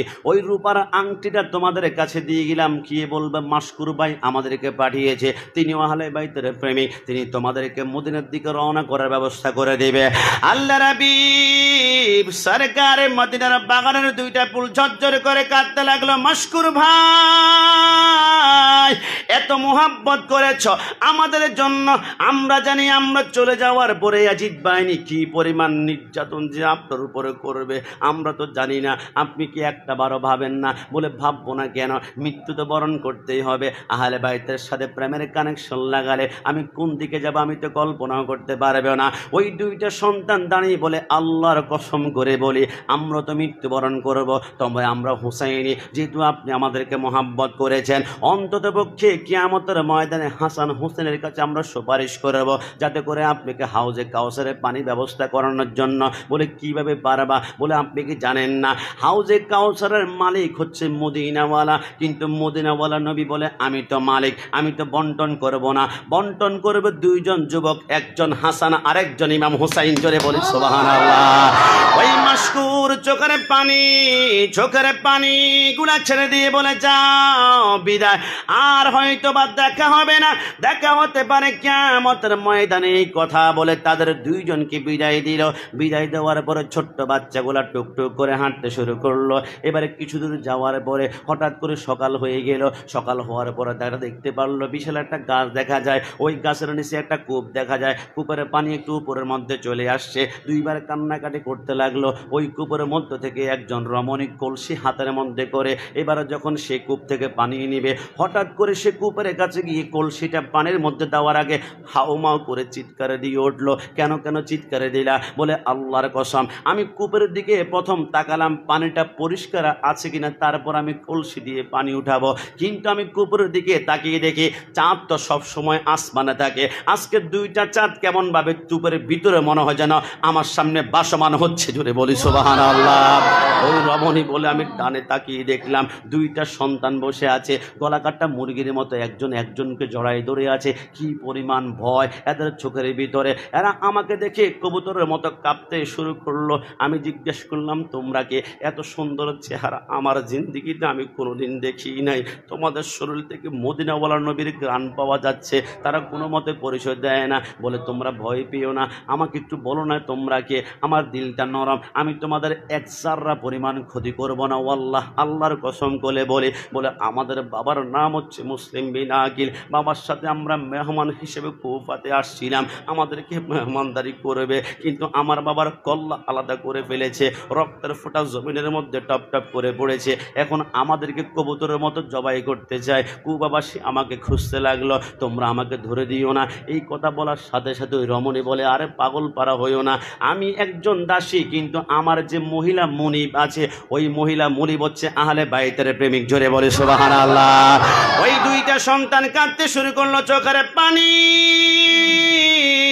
পানি ছেড়ে হাউমা করে কাঁদে। বলে সত্যি বলুন না কি প্রতারণা? বলেন না, কসম খোদার বলি আমার সাথে চলো, বিন্দু মাত্র তোমাদের গায়ে জীবন থাকতে আঁচ লাগতে দিব না। এই কথা বলে দাসী সুন্দর করে হাতের মধ্যে নিয়ে এবারে সেই দাসী মনিবের কাছে নিল। মনিব বলে, কিরে এ আমার দাসী, এত সুন্দর দুইটা জান্নাতি ফুল থেকে নিয়ে আসলি? এত সুন্দর চেহারা আমি কোনোদিন দেখি নাই। বলে আমার মনে হয় এরা মদিনাওয়ালা নবীর কোনো বংশধর হবে। কেন কেন? এত খুশবু আমি পাই নাই। বলে মদিনাওয়ালা নবীর খুশবু আপনি কিভাবে চিনতে পেরেছেন? খুশবু চিনতে হলো তো মদিনাওয়ালাকে দেখতে হবে। ওই রমণী বলে, আমি আহলে বাইতের প্রেমিক ছিলাম, আমি আমার জীবনে এই পর্যন্ত রসুল্লাহকে 3 বার আমি স্বপ্নে দেখেছি। জোরে বলে সুবহানাল্লাহ। রসুলকে যখন স্বপ্নে আমি দেখিয়েছি, রসুল্লাহর শরীর মোবারকের সুঘ্রাণও আমি একবার নাকের ডগার মধ্যে পেয়েছি। ওই দৃষ্টিকোণ থেকে আমি এদের সুঘ্রাণ দ্বারা আমি বুঝতে পারলাম মদিনাওয়ালা নবীর শরীর মোবারকের সুঘ্রাণ। এবার ওই রমণী বলে, আমি দেরি করলাম না, ছোট্ট বাচ্চা দুইটাকে বুকের সাথে জড়াই ধরে বললাম, তোমরা কোনো মতোই ভয় পাবে না, মদিনা পর্যন্ত পৌঁছে তোমাদেরকে দিব। আর যতক্ষণ পর্যন্ত আমার জীবনের ভিতরে এক টুকরো প্রাণ আছে, আমি কাউকে তোমাদের উপরে অ্যাটাক করতে দিব না। আর ওই দিক দিয়ে মাশকুরকে ধরে ফেললো। ইবনে জিয়াদ বলে, মাশকুর, এত আতঙ্ক, এত সাহস তুমি কোথায় পেয়েছ? তুমি কি জানো না যে তাদেরকে ছেড়ে দিলে তোমার কি হবে? তোমাকে মেরে ফেলবো। ওই মাশকুর বলে, মৃত্যুতে একদিন আমাকে বরণ করতে হবে, আপনি আমাকে ভয় দেখাচ্ছেন। মাশকুর বলে, ইবনে জিয়াদ মনে রেখো, যে আল্লাহকে ভয় করে সেই কোনোদিন বান্দাকে ভয় করতেই পারে না। জোরে বলে সুবহানাল্লাহ। আল্লাহু আল্লাহু তুমি জাল্লে জালালো, শেষ করা তো যায় না গে তোমার গুণগান, বলো আল্লাহু আল্লাহু তুমি জাল্লে জালালো, শেষ করা তো যায় না গে তোমার গুণগান, বলো আল্লাহু আল্লাহু। তুমি আদম নবীকে প্রথমে সৃষ্টি করিয়া, আদম নবীকে প্রথমে সৃষ্টি করিয়া ঘোষণা করিয়া দিলা শ্রেষ্ঠ বলিয়া, তাই নূরের ফেরেশতা করে আদমকে সেজদা, তাই নূরের ফেরেশতা করে আদমকে সেজদা, সবার উপরে দিলাম মাটির মানুষকে সম্মান, বলো আল্লাহু আল্লাহু তুমি জাল্লে জালালো, শেষ করা তো যায় না গে তোমার গুণগান, বলো আল্লাহু আল্লাহু। তুমি ইউনুস নবীকে মাছের পেটে নিয়া ফেরেশতা পাঠাইয়া দিলা ইসমে আজম দিয়া। সুবহানাল্লাহ। তুমি ইউনুস নবীকে আগা মাছের পেটে দিয়া ফেরেশতা পাঠাইয়া দিলা ইসমে আজম দিয়া। দমে দমে হারে দম জপে ইসমে আজম, দমে দমে হারে দম জপে ইসমে আজম।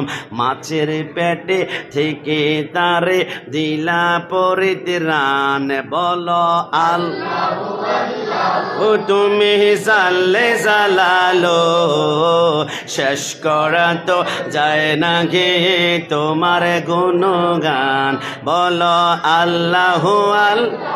যুবক আমার, পর্দায় সিনমা বোনটা, অন্তরের কান লাগাবান। আমি প্রথমেই বলেছিলাম মাম্বাকা মিন খাশিয়াতিল্লাহ, যে ব্যক্তি আল্লাহর ভয়ে চোখের পানি ছাড়াবে, আহলে বাইতের প্রেমে চোখের পানি ছাড়াবে। আপনি আমার কথা ঠাট্টা মস্কারে নিতে পারেন, কিন্তু মদিনাওয়ালা নবীর জবান এমন একটা জবান, 63 বছর বয়সে একটা মিথ্যা কথা যিনি বলেননি, তিনি হচ্ছেন সরকারে মদিনা। জুড়ে বলে সুবহানাল্লাহ। এবার আহলে বাইতের প্রেমিক ওই না দুই, এবার সন্তান মুহাম্মদ ইব্রাহিমকে ওই দাসী বলে, আমি সুন্দর করে এদেরকে সকালবেলা নাস্তা করালাম, দুপুরবেলা খাওয়ালাম, গোসল করালাম। একজন মা সন্তানকে যেমনভাবে আদায় করে আমি তাদেরকে আদর করলাম, আদর করানোর পরে আমি তাদেরকে ঘরের ভিতরে বললাম, সারা রাত তোমরা ক্লান্ত হয়ে গিয়েছ, তোমরা সুন্দর করে এবার আমার ঘরের পাশের রুমে তোমরা বিশ্রাম করো। এবার মুহাম্মদ ইব্রাহিম যখন বিশ্রাম করতে শুরু করলো, হঠাৎ করে ওই মনিব যিনি আছে ওই মহিলার স্বামীর নাম ছিল হারেস। হারেস ছিল কঠিন হৃদয়ের অধিকারী, দুনিয়ার সম্পদের লোভে লোভান্বিত, নারী পেলে পাগল হয়ে যায়, সম্পদ পেলে পাগল হয়ে যায়। ওই হারেস ক্লান্ত শ্রান্ত অবস্থায় মুখের মধ্যে বালি ধুলাবালি লেগা আছে। স্ত্রী জিজ্ঞেস করলো, স্বামী আপনি কোত্থেকে আসলেন? বলে একটা কাজ ছিল, তোমাকে বলা যাবে না। আরে বলুন না। বলে মুসলিম বিন আকিলের 2 সন্তান জেলখানা থেকে বের হয়ে গিয়েছে, এদেরকে যদি আমরা ধরে দিতে পারি আমাদেরকে 2টা করে গোনা দেওয়া হবে, 2টা ওঁট দেওয়া হবে, 1000 স্বর্ণ মুদ্রা দেওয়া হবে, যেটা পেলে আমার জীবনে আর কিছু লাগবে না। অর্থের মোহরের মধ্যে পড়ে গেল। ওই স্ত্রী বলে, স্বামী আমার, আল্লাহর ইজ্জতের কসম করে বলি, এটা আপনি কোনোদিন করবেন না। আহলে বাদ ছিলেন, যাদেরকে নামাজে সালাম না দিলে নামাজে হয় না। নামাজের ভিতরে কাউকে সালাম দেওয়া যায় না, নবীকে সালাম না দিলে নামাজ তোবাই হয় না। ওই আহলে বাইতের প্রেমিক ওই রমণী বলে, আল্লাহর দোহাই এটা করবেন না। বলে, কোনো কথা বলবি না, আমি খুঁজতে বের হব। আমি সারাদিন গোড়া দিয়ে খুঁজলাম, আমার গোড়ার পায়ের খুর পর্যন্ত ক্ষত বিক্ষত হয়ে গেল, আমি পারি নাই। এরপর আমি হাঁটলাম, আমার পায়ের তলার চামড়া পর্যন্ত উঠে গেল। আমি যেইভাবে হোক এদেরকে খুঁজে বের করবো। স্ত্রী কোনো কথা বলে না, ছোট্ট বাচ্চাদেরকে বলল, কোনো মতেই তোমরা আওয়াজ করবে না। মুহাম্মদ ইব্রাহিম যখন ঘুমিয়ে পড়ল, এবার হারেস খাচ্ছিল, খাওয়ার পরে ঘুমিয়ে পড়ল। হঠাৎ করে 2 ভাইয়ের মধ্যে বড় ভাইয়ের নাম হচ্ছে মুহাম্মদ। মুহাম্মদ ঘুম থেকে জাগ্রত হয়ে গেল, ছোট ভাইকে জড়াই ধরল। ছোট ভাই বলে, ভাই বুঝলাম না, হঠাৎ করে আমাকে জড়াই ধরলা, এত মায়া পৃথিবীর জমিনে, এত মায়ার গড়ানো আর কোনোদিন ধরো নাই, তুমি আমাকে কেন জড়াই ধরলা? ওই মুহাম্মদ বলে, আমি কেন জড়াই ধরলাম জানো? আমি একটু আগে বিরাট একটি স্বপ্নে দেখেছি, আমার কলিজা কেঁপে উঠেছে। কি স্বপ্নে দেখেছি? ওই মুহাম্মদ বলে, আল্লাহর কসম আমি দেখলাম আমার সামনে জান্নাতুল ফেরাদাউস দেখা যায়। জোরে বলে সুবহানাল্লাহ। মুহাম্মদ কাঁদতে শুরু করলো, আল্লাহর ইজ্জতের কসম, কসম করে বলি, আমি দেখলাম সেই জান্নাতে রাহমাতুল লিল আলামিন বিশাল একটা সিংহাসনের মধ্যে বসা আছে। ডান পাশে দেখলাম হযরতে মা ফাতেমা, বাম পাশে দেখলাম হযরতে মাওলা আলী, আর সামনে দেখলাম আমার বাবা মুসলিম বিন আকিল। আমি দেখলাম হঠাৎ করে মুসলিম বিন আকিল কাঁদতে শুরু করলো। আমার রসুল বলে, কিরে মুসলিম বিন আকিল কাঁদো কেন? 2 চোখের পানি ঝরঝর করে, জান্নাতে তুমি কেন কাঁদো? ইয়া রাসূলুল্লাহ, আমার 2টা সন্তান দুনিয়া দুনিয়ার জমিনে আছে এরা জানি কি অবস্থা হবে। আমার রসুল বলে মুসলিম বিন আকিলে ইদিকে আসর ডাক দিল। আমার রসুল তার শাহাদাত আঙ্গুল দিয়ে এবার চোখের পানিগুলা মুছে বলল, এরে মুসলিম বিন আকিল কিদো না, একটু পরেই তারা আমার সাথে হাউজে কাউসারে পানি পান করবে। জোরে বলে সুবহানাল্লাহ। এবার মুহাম্মদ বলে, এই দৃশ্যের কথা আমি স্বপ্নে দেখে আমি নিজেকে কন্ট্রোল করতে পারলাম না। এই স্বপ্নের কথা শুনে ছোট ভাই ইব্রাহিম ভাইকে জড়াই ধরে কাঁদতে শুরু করলো, বাবা বাবা বাবা, আমরা কখন তোমার কাছে যাব, আমাদের ভয় লাগে, আমরা এখনো বালেগ হই নাই, 8 বৎসর আর 10 বৎসর, বাবা আমাদেরকে নিয়ে যাও। এই চিৎকার শোনার সাথে সাথে এবার পাশের ঘর থেকে হারেস যখন ঘুমাচ্ছিল সেই বলে, আমার স্ত্রী কিন্তু পাশের ঘর থেকে আওয়াজ শোনা যায়, বলে পাশের ঘর থেকে। আরে না না, এত সুন্দর কণ্ঠের আওয়াজ জিন্দিগিতে আমার কানের মধ্যে আমি কোনোদিন পাই নাই, সত্যি করে বলো তো কে? বলে কেউ নাই। এ হারাজ বলে, না আমাকে সামনে যেতে দাও। স্ত্রী পা টান দিয়ে ধরে আছে, আপনি সামনে যাবেন না। বলে আরে কেন? বলে যাবেন না। অন্য করে কান্না করে হারেস দরজার সামনে গিয়ে দাম করে একটা লাথি দেয়। হারেস দেখলো তার সামনে 2টা পূর্ণিমার চাঁদ বসা আছে। জোরে বলে সুবহানাল্লাহ। এবার হারেস বলল, কিরে আমার স্ত্রী আমার সাথে প্রতারণা করলে, যাকে খোঁজার জন্য আমি আমার গোড়ার পাগুলা পর্যন্ত ক্ষয় করে ফেলেছি, আমার পার তালু পর্যন্ত ক্ষয় হয়ে গিয়েছে। ওই 2টা ছেলে এইখানে বসা আছে, কোনো কথা নাই, আমি তাদেরকে এইখান থেকে বেঁধে এখন নিয়ে যাব। ওই স্ত্রী বলে, আল্লাহর দোহাই লাগে আপনি নিয়েন না, আমার জীবনের 80,000 স্বর্ণ মুদ্রার সঞ্চয় আছে, সমস্ত সঞ্চয় আপনার জন্য আমি কোরবান করব। বলে না না, আমি পুরস্কার নিতে চাই। মুসলিম বিন আকিলের ওই 2 সন্তানকে হারেস গলার মধ্যে রশি লাগিয়ে যখন টান দিল, ওই মহিলা হাউমাউ করে কাঁদতে শুরু করলো, কোনো মতেই ছাড়ে না, স্বামীর পায়ের মধ্যে ধরা আছে। মুসলিম বিন আকিলের সন্তানগুলা কাঁদতে শুরু করলো, মা মা আমাদেরকে বাঁচাও, তুমি না বলেছিলে 1 ফুটা আঘাত আমাদের গায়ে লাগতে দিবে না, কিন্তু আমাদেরকে টানে। ওই মহিলা চিৎকার করে বলে, আমি ওয়াদা করেছিলাম আমার জীবন থাকতে তোমাদেরকে কেউ গায়ের মধ্যে টোকা দিতে পারবে না। এই কথা বলে তিনি স্বামীর 2টা পায়ের মধ্যে যখন টান দিল, এবার হারেস লাফ দিয়ে ওঠে, তার স্ত্রীর কল্লার মধ্যে এত জোরে একটা আঘাত করলো, মাথাটা দ্বিখণ্ডিত হয়ে গেল। এবার হারেস বলল, আমি কি করব? চিন্তায় মগ্ন হয়ে শুরু করলো, 2টা বাচ্চাকে যদি আমি এইভাবে সরাসরি নিয়ে যাই, কুফার জমিনে নেওয়ার পরে মানুষ যখন দেখবে হায় হায় 2টা সন্তানকে পেয়ে গিয়েছে, পুরস্কারটা আমি পেয়ে যাচ্ছি, অনেকে হয়তো বা কাড়াকাড়ি করে আমার হাত থেকে সন্তানগুলো নিয়ে গেলে পুরস্কারটা আমি পাবো না। এত নিষ্ঠুর হারেসের হৃদয়ে একটু মাত্র মায়া আসে না। 2টা সন্তান কাঁদতে শুরু করলো, ধুলাবালি গায়ের মধ্যে, চোখের পানিগুলো ঝরঝরে পেলে হারেস দেরি না করে 2টা সন্তানকে একটা নদীর পাড়ের মধ্যে গিয়ে গলার মধ্যে ছড়িয়ে ধরলো। বড় ভাই ইব্রাহিমের ছোট ভাই ইব্রাহিমের গলার মধ্যে বড় ভাই মোহাম্মদ বলে, হারেস না, আমি বড় ভাইয়ের রগ রেশা গলা যতক্ষণ থাকবে আমার ছোট ভাই ইব্রাহিমের গায়ে একটা টাচ করবি না, আমি সহ্য করতে পারবো না। তাহলে তুমি মোহাম্মদকে শোয়ানো হলো। ইব্রাহিম গায়ের উপরে এসে বলে, না তাকে না, তুমি আমাকে আগে শহীদ করো, আমি বড় ভাইয়ের শাহাদাত দেখতে পারবো না।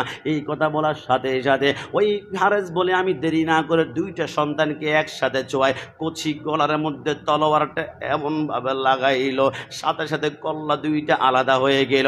হারেস বলে, কিরে কল্লা আলাদা হলো, কিন্তু কল্লা আলাদা হওয়ার পর ঠোঁটগুলো কেমন জানে নড়ছিল। আমি আমার ডান কানটা ঠোঁটের কাছে নিলাম, আমি দেখলাম সেই মুহূর্তে 2টা সন্তান বলে, ইয়া হুসাইন ইয়া হুসাইন, জোরে বলে সুবহানাল্লাহ। মুহররম মিলাদুন নবীর মাস আসিলে ইমানদার আর মুনাফিকদের পরিচয় মিলে। ডান হাত তুলে বলো ঠিক কি না? ইমানদাররা কারবালার মাহফিল সাজাইছে, দেখো ইমানদাররা কারবালার মাহফিল সাজাইছে, আজি ইমানদারের কলিজাতে আঘাত লেগেছে, বলো ইমানদারের কলিজাতে লেগেছে। ইমাম মুসলিমের ছেলেরা এতিম অসহায়, টাকার লোভে মুনাফিকরা শহীদ করে দেয়। ইমাম মুসলিমের ছেলেরা এতিম অসহায়, টাকার লোভে মুনাফিকরা শহীদ করে দেয়। আগা সেই টাকায়া মুনাফিক বিক্রি হইতাছে, ডান হাত তুলে বলো ঠিক কিনা। আহা সেই টাকায়া মুনাফিক বিক্রি হইতাছে, আজি ইমানদারের কলেজাতে আঘাতে লেগেছে। শেষবারের মতন মুহররম মিলাদুন্নবীর মাস আসিলে, ইমানদার আর মুনাফিকদের পরিচয় মিলে। আগা ইমানদাররা কারবালার মাহফিল সাজাইছে, বলো ইমানদাররা ফিল সাজাইছে, আজি ইমানদারের কলিজাতে আঘাতে লেগেছে। যারা বেঈমান, যাদের অন্তর নবীর প্রেম থাকবে না, এরা দুনিয়ার সম্পদের কাছে ঈমান ক্ষণে ক্ষণে বিক্রি করে ফেলবে। কিন্তু আমরা একমাত্র দল হচ্ছে আহলে সুন্নাত ওয়াল জামাত, আমরা সুন্নি। আমি কি সুন্নি বলাতে আপনারা আমার উপর রাগ করেছেন? কি সুন্নি বলাতে কষ্ট পেয়েছেন? আরে কেন কষ্ট পাবেন? আমি কসম করে বলি, আসমানের চাঁদ সুন্নি, আসমানের সূর্য সুন্নি, আসমানের সমস্ত ফেরেশতা সুন্নি। অনেকে বাইর থেকে বলবে গোলাম রাব্বানি কাশিমি মন গড়া কথা বলছে, ফেরেশতারাও সুন্নি। কসম খোদার, আসমানের ফেরেশতাদের মধ্যে কোনো ওহাবি পাবেন না, চন্দ্র ওহাবি পাবেন না, সূর্য ওহাবি পাবেন না, প্রত্যেকটা সৃষ্টি সুন্নি। আপনি প্রমাণ চান? রসুল্লাহ মক্কার জমিনে দাঁড়িয়ে আসমানের দিকে তাকিয়ে আবু জাহেলের সামনে আঙ্গুলটা ইশারা করেছিল। ইশারা কি চাঁদ? রসুল্লাহর আঙ্গুলের ইশারায় চাঁদ দ্বিখণ্ডিত হয়ে গিয়েছে। রসুল যখন আঙ্গুলের ইশারা করেছিল, চাঁদ তখন বলতে পারত, হে মোহাম্মদ, আপনি তো আমার সৃষ্টিকর্তা না, আমার সৃষ্টিকর্তা আল্লাহ।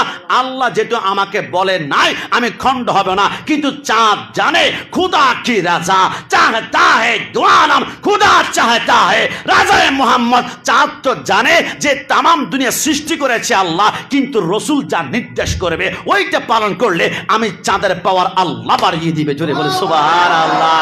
ওই চাঁদ রসুল্লাহর আঙ্গুলের ইশারা দুই ভাগ হয়ে প্রমাণ করে দিল চাঁদও আমার নবীকে ভালোবাসে, আমার নবীর হুকুমে নড়ে।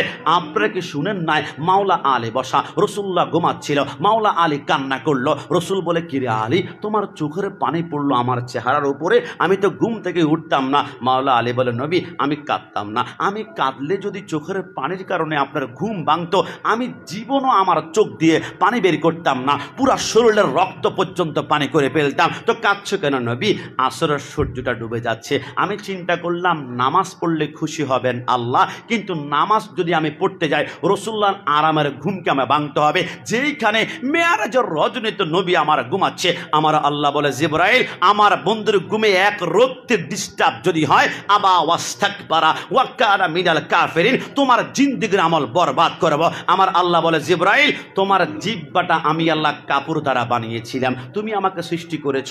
আল্লাহ আমার পায়ের তালু থেকে মাথার তালু পর্যন্ত নূর দ্বারা বানিয়েছেন, আমার জিহ্বা কোনো ঠান্ডা কাপড় দ্বারা। আমার আল্লাহ বলে, এখন বুঝবা না, 1,86,000 বৎসর পরে বুঝতে পারবা। জিবরাইল বলে, এবার আমি মেয়ারাজের রজনী আসার পরে বুঝতে পেরেছি। আমার আল্লাহ বলে, আমার বন্ধু ঘুমাচ্ছে, বন্ধুকে ঘুম থেকে জাগ্রত শরীরে ধাক্কা দিয়ে উঠালে বন্ধুর যদি একটু ঘুমে ডিস্টার্ব হয়, খারাপ লাগে, তাহলে তোমার আমল নামা খান্ত খান্ত খণ্ড খণ্ড হবে। জিবরাইল কাজ করো, তোমার জিব্বাটা ঠান্ডা কাপড় দ্বারা বানিয়েছি, কাব্বিল কাদামাইহি, তোমার জিব্বাটা রসুল্লাহর কদম তলে লাগিয়ে দাও, রসুল ঠান্ডা ঠান্ডা অনুভবে ঘুম থেকে উত্তোলন হবে। জোরে বলে সুবহানাল্লাহ।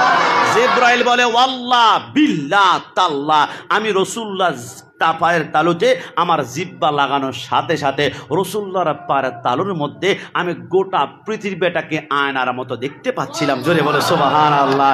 হযরতে আলী বলে, ইয়া রাসূলুল্লাহ, আমি জানলাম, আমি চিন্তা করলাম নামাজ পড়লে খুশি হবেন আল্লাহ, কিন্তু আপনার আরামের ঘুম যদি আমি কষ্ট দেই তাহলে এরকম হাজার ওয়াক্ত নামাজ আমাকে জাহান্নামে নিয়ে যাবে। নবী, আমি কি আল্লাহকে খুশি করব নাকি আপনাকে খুশি করব? আমি দুটানার মধ্যে পড়ে কান্না করে দিলাম। আমার রসুল বলে, আলী, তুমি ফরজ নামাজ পর্যন্ত ছেড়ে দিয়েছ, আমি রসুলের মহাব্বতে একটা কাজ করো। আলী, তুমি কি নামাজ পড়তে চাও? নবী, নামাজ তো পড়তে চাই আসরে, কিন্তু সম্ভব তো না, সূর্য ডুবে গেছে। আমার রসুল বলে, ইয়েস অর নো, লা অথবা নাম, যেই কোনো একটা বলবা, পড়তে চাও কিনা? ইয়া রাসূলুল্লাহ, পড়তে চাই। আমার রসুল শাহাদাত আঙ্গুলটা বের করে 9 কোটি 30 লক্ষ মাইল দূরত্বের সূর্যটাকে একটার ইশারা করলো। ওই সূর্য কমপ্লেন করে নাই, অভিযোগ করে নাই, অভিযোগ উত্তোলন করে নাই। আল্লাহ সৃষ্টি করেছে, আপনি আঙ্গুল দিলেই কি হবে? আমি তো ডুবে গিয়েছি, আবার কেন উঠবো? সূর্য জানে যে বন্ধুর ইশারা যদি উঠতে পারি তাহলে আমি সূর্যকে আল্লাহ আরো আজিমুসান বরকত দান করবে। জোরে বলে সুবহানাল্লাহ। সূর্য সুন্নি, চাঁদ সুন্নি, এমনকি জিবরাইল সহ গোটা ফেরেশতারা সুন্নি। কারণ আমার রসুল যখন মেয়ারাজে রওনা করলেন, আমরা কি শুনেছি? জিবরাইল সিদরাতুল মুনতাহার সামনে গিয়ে বলে, ইয়া রাসূলুল্লাহ, আগার একসার মুই বারতার ফারাম ফুরুগে তাজাল্লি বেসুজাদ হারাম, তাহলে আমি যদি এক জাররা পরিমাণ সামনে যাই, আমার 600 নূরের পাখা জ্বলে পড়ে ছারখার হয়ে যাবে। জিবরাইল, কেন? জিবরাইল বলে, রসুল, আপনি কখনো আমার মতো হতে পারেন না। জিবরাইলের আকীদা হচ্ছে রসুল কখনো আমার মতো নয়। আমরা সুন্নিদের আকীদা হচ্ছে রসুল কখনো আমার মতো নয়। তাহলে জিবরাইলের আকীদা যদি হয় রসুল আমার মতো নয়, জিবরাইলকে মুআল্লিমুল মালায়েকা, ফেরেশতাদের সরদার, তাহলে আজরাইলের আকীদা হচ্ছে রসুল আমার মতো নয়। মিকাইলের আকীদা হচ্ছে রসুল আমার মতো নয়। ইসরাফিলের আকীদা রসুল আমার মতো নয়। আজরাইল বলে, আমি তো সমস্ত মানুষের রূহ কবজ করব। আমি যখন কোনো মানুষের রূহ কবজ করতে যাই, প্রথম তার আমল নামা ধরি, দেখি তো এর আমল নামায় আকীদা কেমন। আমি যখন দেখি তার আমল নামার আকীদা হচ্ছে রসুল আমার মতো, রসুল মাটির মানুষ, মিলাদুন নবী করা যাবে না, মিলাদ ক্যাম্প করা বেদাত, আমি দেখি তার আকীদা ফেরেশতার আকীদার সাথে সাংঘর্ষিক, আমি ওই বাতিল রুটা এমন ভাবে কবজ করি, আমি তার রুটা টান দিলে 37টা রগ ঠাস ঠাস করে আমি ছিঁড়ে ফেলি। আর যখন কোন সুন্নি আলেম ওলামা আশিক রাসূলের ঘরে যায়, আমি আজরাইল সেই আমলনামার লিস্ট যখন হাতে নিই, আমি দেখি তার আকীদা আমার আকীদা। সে বলে রসুল আমার মতন নয়, আমরা ফেরেশতা বলে আমার মতন নয়, আমরা ফেরেশতার আসমানে মিলাদুন নবী করেছি, এরা হামিদুসরে করে, চট্টগ্রাম জামিয়ার মাঠে করে, আওলাদ রসুলের পিছনে করে। আমরা দেখলাম সরকারে মদিনাকে, আমরা মদিনায় প্রত্যেকদিন ফজরের পর থেকে মাগরিবের আগ পর্যন্ত ইয়া নবী সালাম আলাইকা বলে রাসূলুল্লাহর রওজা জিয়ারত করে, হামিদুসরে শুহাদায়ে কারবালা মাহফিলের পরে আরব ইয়া নবী সালাম আলাইকা বলে, ফেরেশতা আজরাইল বলে, এদের আকীদা আমি ফেরেশতার আকীদা। তো দেরি না করে তার রুটা কেমন ভাবে কবজ করি। 3 বছরের বাচ্চা যখন অসুস্থ হয়ে যায়, অসুস্থ বাচ্চাকে উপরে করে তার পিঠটা 3 আঙ্গুল দিয়ে ম্যাসাজ করলে যেমন আরাম আরাম লাগে, তাকে ওই আরাম ভাবে রুটা কবজ করে তার সামনে আমি জান্নাতটা ধরে রাখি। জুড়ে বলি সুবহান। আমার ভাইরা, এই জন্য সুন্নি পরিচয়ে খুশি নাকি বেজার? চন্দ্র সুন্নি, সূর্য সুন্নি, ফেরেশতা সুন্নি, তামাম দুনিয়া যদি বর্ণনা করি, গাছপালা তরু লতা সব সুন্নি। আমরা সুন্নি পরিচয়ে খুশি। এই জন্য আমাদের মুফতি গ্যাস, এ কে কথা বলে? হ্যাঁ বাচ্চো, কন হে? যে কথা বলবে তাকে আমি ডাক দিব। ডাক দেওয়ার পরে বলবো যে একটা নাত রাসূল পড়ো। যদি পড়তে পারো মাশাআল্লাহ, পড়তে না পারলে কিন্তু খবর আছে। এই জন্য চুপ করে বসে থাকো, একটু শুনো। আমি একদম শেষের দিকে যাচ্ছি। আমাদের মুফতি গিয়াসউদ্দিন তাহেরি সাহেব একটা ডায়লগ মাঝে মাঝে বলেন, অনেকের মুখস্থ আছে, আমি তো বালানা বালা হইয়া থাইকো। তো আমরা মাঝে মাঝে বলি, ওহাবি বালানা সুন্নি হইয়া থাইকো। কথা বলুন ঠিক কিনা? আমি এটা মাঝে মাঝে বললে অনেকে বলে হুজুর দরকার কি? আমি বলি না, আমার পরিচয় আমি দিব, এতে তুমি রাগ করলে কিছু করার নাই। একমাত্র পৃথিবীর জমিনে একটা দল নিজের পরিচয় চিৎকারে দিতে পারে। আমার অন্যান্য সম্প্রদায় যারা আছে, ডোন্ট মাইন্ড, আমি যদি জামাত, কওমি, ওহাবি, তাবলিগের কোনো বাইকে বলি আপনি কোন দল করেন, সে সাথে সাথে একটা পোল্টি মেরে উত্তর দিবে, দরকার কি? কোরআন এক, হাদিস এক, আমরা একসাথে আছি। এই কথা বলে পরের দিন সকালবেলা চট্টগ্রাম প্রেস ক্লাবের সামনে গিয়ে দেখবেন জামাত ইসলামের ব্যানারের প্রোগ্রাম করে, শিবিরের ব্যানারের প্রোগ্রাম করে, তাবলিগের ব্যানারের প্রোগ্রাম করে, হিজবুত তাওহীদের মোকাবেলায় তারা প্রোগ্রাম করে, কিন্তু পরিচয় দিতে তারা দ্বিধা দ্বিধাবোধ করে। কারণ কি, এদের পরিচয়ের ভিতরে গন্ডগোল আছে। যেই পরিচয়ের ভিতরে গন্ডগোল, এটা পরিচয় মুখ দিয়ে বলা যায় না, কিন্তু আমি চিৎকার করে 1,00,000 বার বলতে পারবো আমি সুন্নি, আমি সুন্নি, আমি সুন্নি। তো আমরা সুন্নিরা আমাদের পরিচয় দিতে ভয় পাই না একটা কারণে, আমরা জানি কিয়ামতের ময়দানে 73টা দল হবে, একটা দল হবে জান্নাতি, ওই দলটা হচ্ছে মা আনা আলাইহি ওয়া সাহাবিহি, ওইটার নাম হচ্ছে আহলুস সুন্নাতু ওয়াল জামাত। তো সুন্নিরা যেহেতু জান্নাতি, জান্নাতি পরিচয় দিতে আমরা বিন্দু মাত্র ভয় পাই না। ডান হাত তুলে বলো ঠিক কি না? এই জন্য আগামীকাল সকালবেলায় টং দোকানে, চায়ের দোকানে আসার সময় অনেকগুলা দেখছি, অনেক মুরব্বী বলবে গোলাম রাব্বানি কাশিমি ছেলেটা ঘন্টাখানেক তো ভালোই আলোচনা করছে, মধ্যখান দিয়ে ওহাবি সুন্নি, এইগুলা বলার কি দরকার ছিল? আল্লাহর কসম করে বলি, ওহাবি শব্দ শুনলেই যাদের মুখ কালো হয়ে যায়, চেহারা সেন্টিমেন্ট কালো হয়ে যায়, মাথার রক্ত গরম হয়ে যায়, আমি নিশ্চিত করে হামিদুচ্ছর বলে গেলাম এদের ইমানে ক্যান্সার ক্যান্সার ক্যান্সার হয়েছে। কথা বলো ঠিক কিনা? ওদেরকে যখন ওহাবি বলবেন, এরা বলবে বেশ করেছে, রাগান্বিত হয়ে বলবে হ্যাঁ আমি ওহাবি। কিরে দোস্ত, এতক্ষণ মানছস না, এখন কেন মানুষ? বলে ওহাবি শব্দের অর্থ হচ্ছে আল্লাহওয়ালা।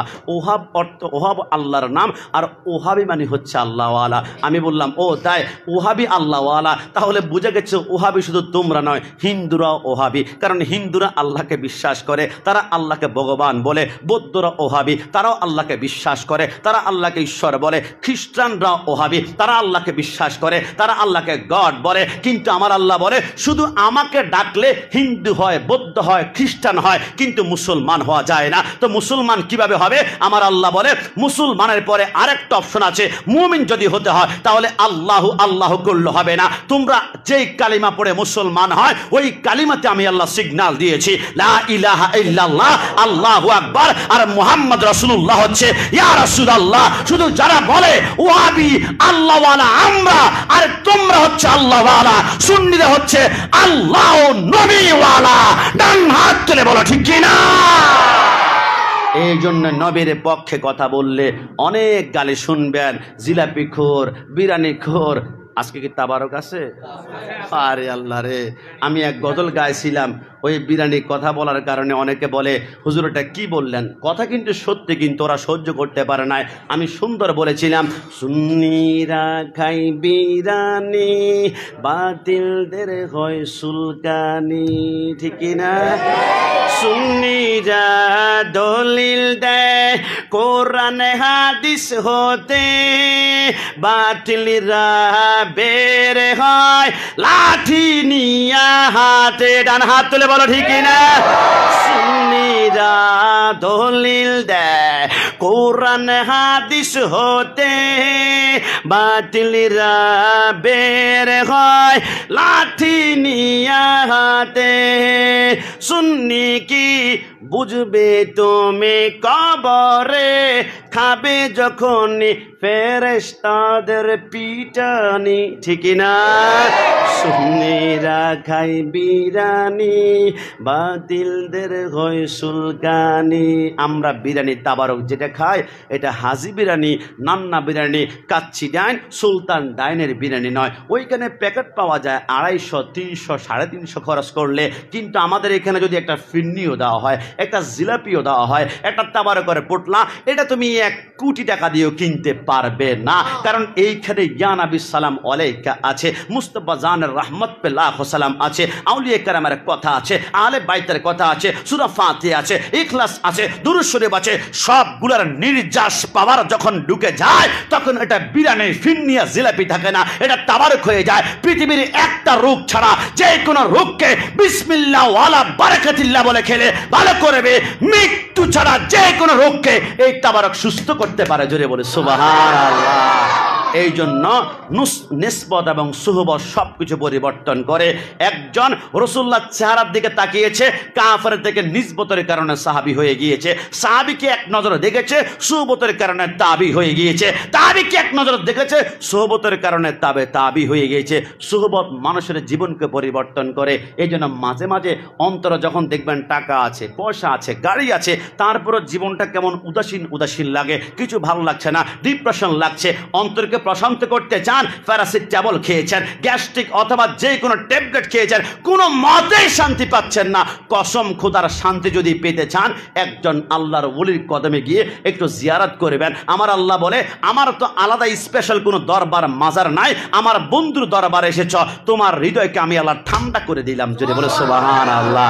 এই জন্যে আমরা আওলাদ রসুল, রসুল্লাহর মোহাব্বত অন্তরে ধারণ করব, আর হক আমাদের সবসময় স্ট্রং থাকবো, বাতিলের কাছে মাথা নত করবো না। যেমনভাবে মুসলিম বিন আকিলের 2 সন্তানের কল্লা হাতের মধ্যে নিয়ে এবার ওই হারেস এবার রওনা করলো কোথায়? ইবনে জিয়াদের সেই প্রশাসন ভবনের দিকে। সেই যখন প্রশাসন ভবনের দিকে সামনে অগ্রসর হলো, আমার আল্লাহ কোরআনে একটি আয়াত নাজিল করেছে, ইন্নাল্লাযীনা ইউযুনাল্লাহ ওয়া রাসূলাহু লাআনাহুমুল্লাহু ফিদ দুনিয়া ওয়াল আখিরা। যারা আল্লাহ রসুলকে কষ্ট দিবে এবং আহলে বাইতকে কষ্ট দিবে, এরা দুনিয়াতে লাঞ্ছিত হবে এবং কবরে এরা শাস্তি পাবে। তো আহলে বাইতের মুহাব্বতের লোকদের কল্লা কেটে দিয়েছে। তো এই জন্য হারেস যখন 2টা কল্লা নিয়ে গভর্নর হাউসের সামনে গিয়ে ইবনে জিয়াদকে বলল, আপনি বলেছেন যে মুসলিম বিন আকিলের 2 সন্তানকে গ্রেপ্তার করে আনতে পারলে আপনি পুরস্কৃত করবেন। আমি শুধু গ্রেপ্তার নয়, এদের কল্লা 2টা কেটে আনলাম। ইবনে জিয়াদ বলে, কি করলা? আমি তো এজিদকে চিঠি পাঠিয়েছি, মুসলিম বিন আকিলের 2 সন্তান আমার কাছে বন্দি, এরা যে পালিয়ে গিয়েছে এজিদ কোনো জানে না, আমি ধরে আনতে বলেছিলাম জীবিত, তুমি কল্লা 2টা আলাদা করেছ, তুমি তো নিষ্ঠুর কম নয়, তুমি কল্লা কেন আলাদা করেছ? এজিদকে আমি কি জবাব প্রদান করব? একটা কাজ করো, তুমি যেহেতু আমার আদেশকে তুমি মান্য করতে গিয়ে গুরুতর অপরাধ করেছ, হারেসের 2 পা বেঁধে পেল, 2 হাত বেঁধে পেল, সে যেভাবে 2টা সন্তানকে জবাই করেছে এবার তাকে জবাই করো। ওই যে আমার আল্লাহ বলেছে, যারা আল্লাহ রসুল আহলে বাইতকে কষ্ট দিবে এরা দুনিয়াতে লাঞ্ছিত হবে, পুরস্কারের আশা নিয়ে কল্লা কেটেছে, এখন তাকে 136টা বেত্রাঘাত করে তার পিঠের চামড়াগুলো উঠাই ফেলেছে, এরপর প্রকাশ্যে জবাই করে প্রমাণ করে দিয়েছে আল্লাহ রসুলের সাথে গাদ্দারি করলে এরা দুনিয়াতে লাঞ্ছিত হবেই হবে। এই কথার মধ্যে কোনো সন্দেহ যদি করো তাহলে ইয়াজিদের খবর তো তোমরা জানো না। ইয়াজিদ আহলে বাইতকে মারার জন্য নিষেধ করে নাই, সে পারমিশন দিয়েছে, তার মৃত্যু তো ভয়ঙ্কর আমার আল্লাহ ছাড়ে নাই। আমার আল্লাহ বলে সে কি করেছে, মদিনায় যখন কারবালার ময়দানে অ্যাটাক করা ক্ষান্ত হয়ে গেল, এবার মদিনায় তার বিরুদ্ধে বিক্ষোভ শুরু হয়ে গেল। সে চিন্তা করলো মদিনার মানুষকে কন্ট্রোল করতে না পারলে আমার মসনদ শেষ। 10,000 সৈন্য বাহিনী পাঠাই বলল, যাও তোমরা মদিনায় যারা আমার পক্ষে থাকবে এদেরকে ওয়েলকাম জানাবা, আর যারা আমার বিরুদ্ধে কথা বলবে সাথে সাথে কতল করা হবে। মদিনায় ঢুকলো 9,000 সাহাবায়ে কেরাম, তাবিন সহ অসংখ্য আহলে বাইতের প্রেমিকদেরকে এরা জবাই করে দিল। 1,000 নারীকে 3 দিন পর্যন্ত প্রত্যেকের জন্য জায়েজ করে এরা জিনা করলো, এরপর মেরে ফেললো। মসজিদে নববীর পিলার সাথে গরু গাদার রশি দিয়ে বেঁধে রাখলো, যাতে করে প্রস্রাব করে মসজিদে নববীকে অপবিত্র করা হয়। আর এটা কোন মসজিদে নববী আপনি জানেন? আপনাদের মসজিদে আমি যদি বলি, আমার খতিব সাহেব একটু বলুন তো, আপনার পিছনে সর্বশ্রেষ্ঠ মুসল্লিকে? আমার খতিব সাহেব হুজুর বলবে, আমার পিছনে সুদা যিনি দাঁড়িয়ে আছে ইনি হচ্ছেন সর্বশ্রেষ্ঠ মুসল্লি। এরপর ডানে, এরপর বামে, এরপর ডানে, এরপর বামে। কিন্তু মদিনা এমন একটা মসজিদে নববী, আপনি জেনে অবাক হয়ে যাবেন, সেইখানে সর্বশ্রেষ্ঠ মুসল্লিকে জানেন? সেইখানে সর্বশ্রেষ্ঠ মুসল্লি মসজিদে নববীতে যিনি নামাজ পড়ায়, ওই ইমামের সর্ববামে যিনি দাঁড়িয়ে আছে ইনি সর্বশ্রেষ্ঠ। আর বুঝলাম না, সর্বডানে হলো কথা ছিল, বামে যিনি আছে ইনি কেন? বলে সর্বডানে যিনি আছে ইনার থেকে রাসূলুল্লাহর রওজাটা সবচেয়ে বেশি কাছে। একটু জবান খুলে বলে সুবহানাল্লাহ। তো রাসূলুল্লাহর রওজার সবচেয়ে বেশি কাছে থাকবে যিনি, ইনি হচ্ছেন সর্বশ্রেষ্ঠ মুসল্লি মদিনার জমিনে। জোরে বলে সুবহানাল্লাহ। এই হচ্ছে মদিনা আক্রমণ করলো। হযরত সাঈদ ইবনে মুসাইব একজন তাবী ছিল, তিনি চিন্তা করলেন, কিরে মসজিদের আশেপাশে কেউ নাই, তো মসজিদে কি আজকে আজান হবে না, নামাজ হবে না? যেখানে 1 রাকাত নামাজ পড়লে 50,000 রাকাতের সওয়াব পাওয়া যায়, কাউকে পাওয়া যাচ্ছে না। তিনি কান্না করলেন। হঠাৎ করে জোহরের টাইম হলো, চিন্তা করলেন আমার জীবন যাবে, কিন্তু মসজিদে নববীর আজান আমি বন্ধ হতে দিব না, আমার সামনে আজান হবে না। তো আমি কি করব? সেই দাঁড়িয়ে রইল। হঠাৎ করে মসজিদে নববীর মিম্বরের সামনে গিয়ে আজান দিবে, হঠাৎ করে আল্লাহু আকবার ধ্বনি বেশি আসলো। তিনি দৌড়াতে শুরু করলেন। কোত্থেকে আওয়াজ, কোত্থেকে আওয়াজ? দৌড়াতে দৌড়াতে রাসূলুল্লাহর রওজার পাশ দিয়ে যখন দৌড়াচ্ছিল, তিনি বলেন খোদার কসম আমি হঠাৎ করে শুনতে পারলাম রাসূলুল্লাহর রওজার ভিতর থেকে আল্লাহু আকবার বলে আজানের ধ্বনি বের হলো। আমার বুঝতে বাকি নাই নবী আমার জিন্দা নবী। ডান হাত তুলে বলো ঠিক কি না?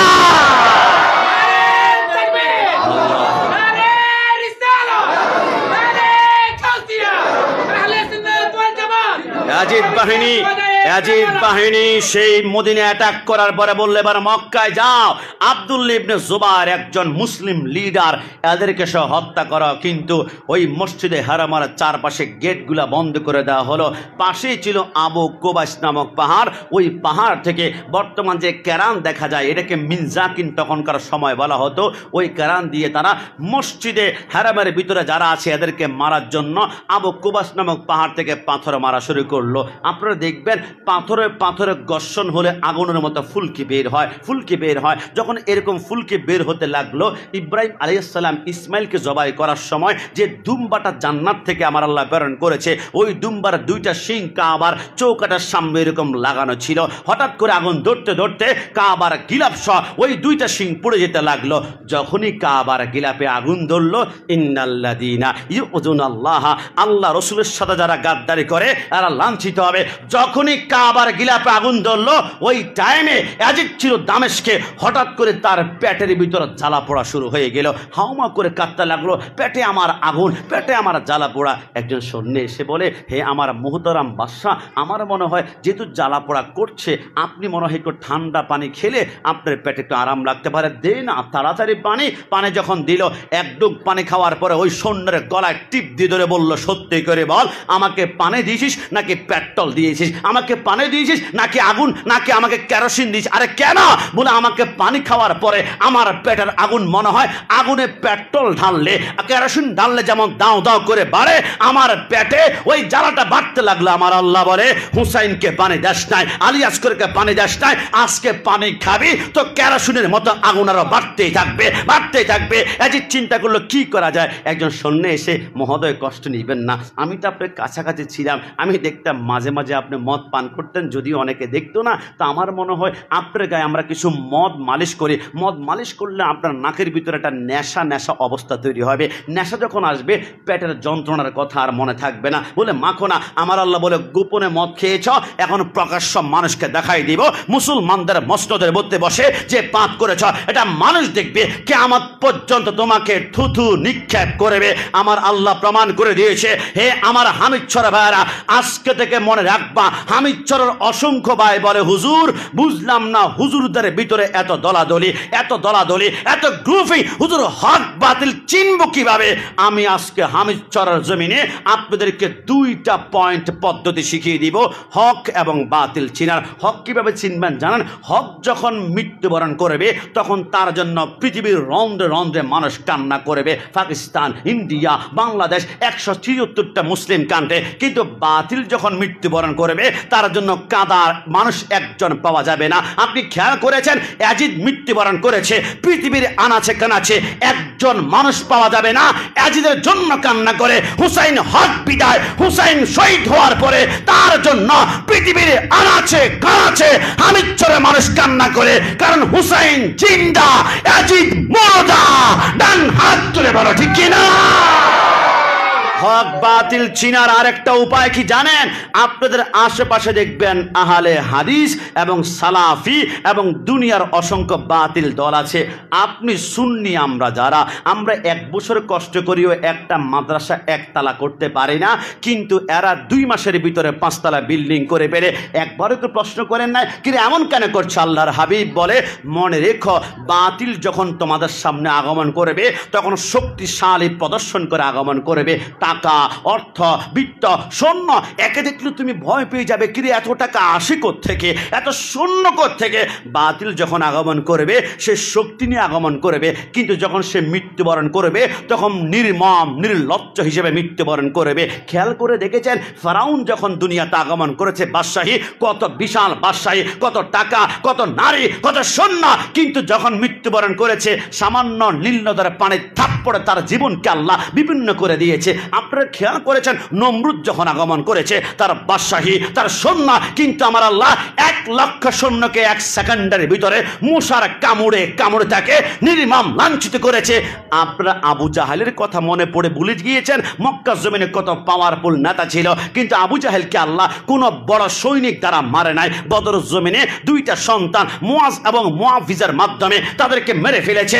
আপনাদের ইয়াজিদের কথা যখন বললাম, ইয়াজিদের কত পাওয়ার, কারবালা জমিনে 22,000 সৈন্য ছিল, সেই ইয়াজিদকে আমার আল্লাহ সামান্য মদ পান গোষ্ঠে পেটের ভিতরে পানি কেরোসিনের ভিতরে মরেছে। তাহলে মনে রাখবেন, বাতিল মৃত্যুবরণ করলে সে লাঞ্ছিত হবে। আর হুসাইন যখন মৃত্যুবরণ করবে তার সামনে জান্নাতের 70,000 হুর কেলমান অপেক্ষা করবে।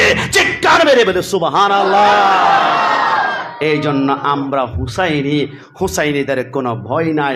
সেই জন্য হুসাইনকে স্মরণ করে আমরা মাঝে মাঝে বলি আর কি, মনে পড়ে মুহররমে কারবালার কাহিনী, মনে পড়ে মুহররমে কারবালার কাহিনী, নবীর আওলাদ শহীদ করলো নিষ্ঠুরে জিদি বাহিনী। বলুন না, মনে পড়ে মুহররমে কারবালার কাহিনী, নবীর আওলাদ শহীদ করলো জিদি বাহিনী।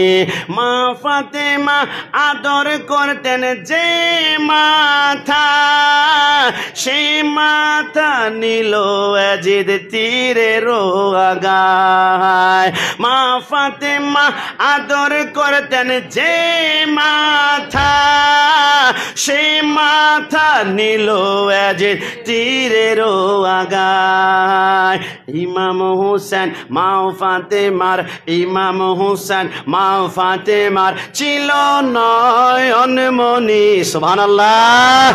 ইমাম হোসেন মা ফাতেমার ছিল নয়নমণি, নবীর আওলাদ শহীদ করলো নিষ্ঠুরে জিদি বাহিনী, নবীর আওলাদ শহীদ করলো নিষ্ঠুরে জিদি বাহিনী। আজকের মাহফিল থেকে আমরা শিক্ষা গ্রহণ করলাম, সত্যের পক্ষে যখন জীবন দিবেন আপনার জন্য কান্তি সময় সময়ে মানুষ কান্না করবে। শহীদ নুরুল ইসলাম ফারুকী শহীদ হয়েছেন আজ থেকে 9 বছর আগে, এখনও তার জন্য কান্না করি, কিয়ামত পর্যন্ত কান্না করব। কারণ তিনার সাথে আমার রক্তের সম্পর্ক ছিল না, কথা যেমন সঠিক, তবে রক্তের সম্পর্কের চাইতো একটা দামি সম্পর্ক ছিল। হুজুর এটা আবার কি সম্পর্ক? মনে করেন আপনারা চোখ বন্ধ করি, এখন আপনাদেরকে নিয়ে আমি অ্যামাজন জঙ্গল, আমেরিকার যে কোনো একটা জঙ্গলে গেলাম, হঠাৎ করে একজন মানুষকে নিগ্রো, বেটু, কালো চেহারা, ল্যাংড়া একটা পা নাই, আমি দেখলাম সে হঠাৎ করে সেই জঙ্গলের মধ্যখানে একজন লোক নবীকে দাঁড়িয়ে ইয়া নবী সালাম আলাইকা বলে সালাম দিচ্ছে। আমি তাকে জীবনে চিনিও না, দেখিও না, নবীকে সালাম দিয়েছে তো আমি বুকের সাথে টান দিয়ে ধরবো, কারণ আমার সাথে তার রক্তের সম্পর্ক নাই, আমার সাথে তার সম্পর্ক ইমানি সম্পর্ক। কথা বলো ঠিক না?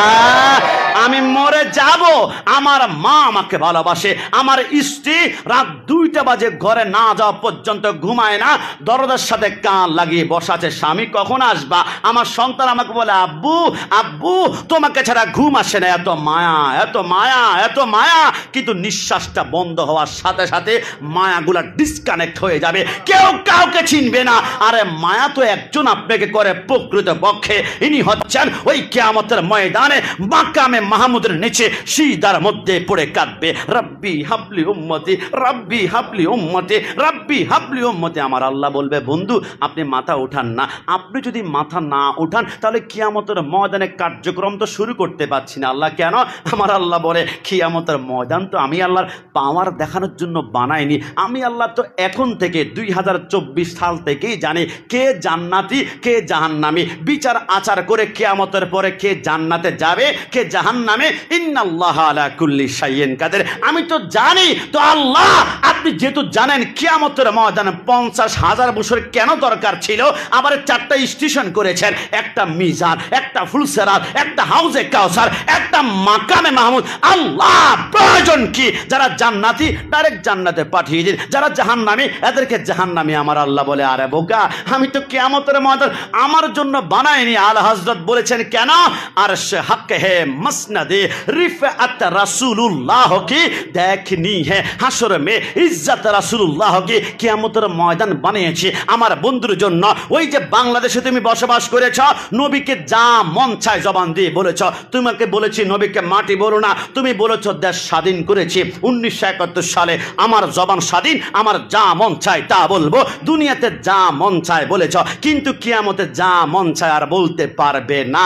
আল ইয়াউমা আনাখতিমু আলা আফওয়াহিহিম ওয়া তুকাল্লিমুনা আইদিহিম। কিয়ামতের ময়দানে মুখে কষ্টে মেরে দেওয়া হবে, সিলাই করবে। আমার আল্লাহ বলে শুধু তাকিয়ে থাকবে যারা নবীকে আমার মতো বলেছে, এরা দেখবে আমার নবীর পাওয়ার কেমন, ক্ষমতা কেমন। নবী সিজদার মধ্যে পড়বে। আমার আল্লাহ বলে, বন্ধু উঠান। আমার নবী বলে, আল্লাহ আমার উম্মত জাহান্নামে যাবে, আমি মাথা উঠাবো না জান্নাতে না যাওয়া পর্যন্ত।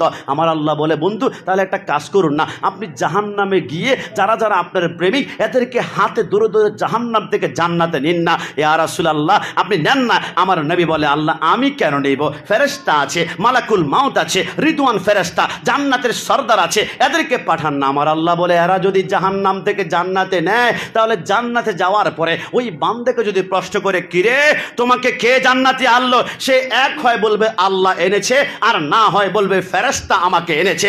আমি আল্লাহর নাম বললে আমি তৃপ্তি পাই না, আমি মজা পাই না। ফেরেশতার নাম বললে আমি তৃপ্তি পাই না। নবী আপনি যখন তার সামনে যাবেন, আপনি তাকে চিনতে পারবেন। হামিদ ঈশ্বরের যে আপনি কি ইয়া নবী সালাম আলাইকা বলেছে, মুস্তাফা জানে বলেছে, মিলাদুন নবী করেছে, চেহারার দিকে তাকায় আপনি ডান হাত ধরে টেনে টেনে জাহান্নাম থেকে জান্নাতে নেবেন। নবী যখন জান্নাতে নেওয়া হবে, তাকে যখন প্রশ্ন করা হবে তোমাকে কে আনলো, সেই যখন বলবে আমাকে মদিনাওয়ালা নবী এনেছে, আমি আল্লাহর কুদরতি কলেজে ঠান্ডা হয়ে যাবে।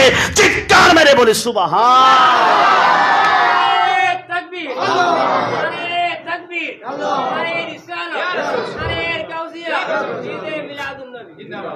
এই জন্য আসুন আমরা হক হক সবসময় মনে রাখবেন। বাতিল যখন আসবে তখন শক্তিশালী শক্তি প্রদর্শন করে আসবে, আর হক যখন আসবে তখন বেসাহারা অবস্থায় আসবে।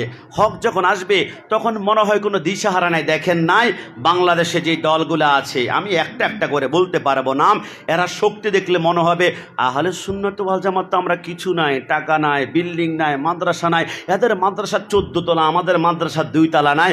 হক মনে রাখবেন 1450 বছর ধরে একটা দল এখনো পর্যন্ত টিকে আছে, আহলে সুন্নাত ওয়াল জামাত। আর বাতিল 20-30 বছর শক্তি প্রদর্শন করবে, এরপর নিভে যাবে। আরেকটা দল বের হবে 20-30 বছর শক্তি প্রদর্শন করবে, আবার মৃত্যুবরণ করবে। এরকম বাতিল দল 72টা কিয়ামত পর্যন্ত আসবে। আর হক আহলে সুন্নাত ওয়াল জামাত নিবু নিবু নিবু নিবু করে আস্তে আস্তে বেসাহারা করে কিয়ামত পর্যন্ত যাবে।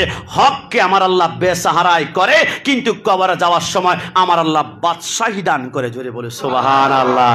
এই জন্যে সব কিছুর উপরে আমরা চাই সে মদিনাওয়ালা নবী। ইস নবীকে পাই নাই আফসোস করেন, আমি মাঝে মাঝে আফসোসও করি, আবার আনন্দিত হই। নবীকে পাই নাই তো নবীর আওলাদ তো পেয়েছি আমরা 41তম, যার চেহারার দিকে তাকালে মদিনাওয়ালা নবীর কথা মনে পড়ে যায়। জোরে বলে সুবহানাল্লাহ।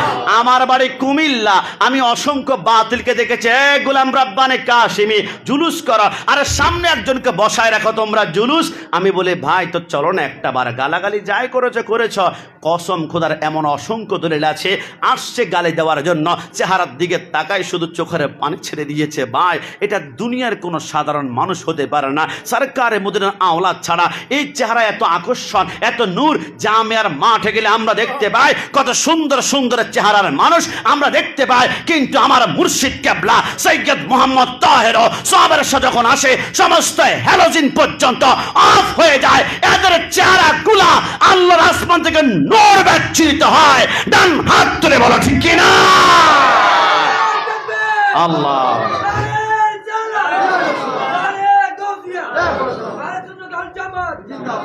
এই জন্য আমরা বলি নবীকে পাওয়ার জন্য তো আমরা কাঁদি, আমরা মাঝে মাঝে জন্ম আমার নবীর যুগে হলে কেমন হতো, দু নয়নের রাসূলে পাক দেখলে কেমন হতো। নবীকে পাইনি, তবে টেনশন করো না, রসুলের মোহাব্বত অন্তর রাখো, রসুলের 41তম আওলাদ পেয়েছি আলহামদুলিল্লাহ। আমাদেরকে বলতে হবে, শুকরিয়া আমাদেরকে করতে হবে।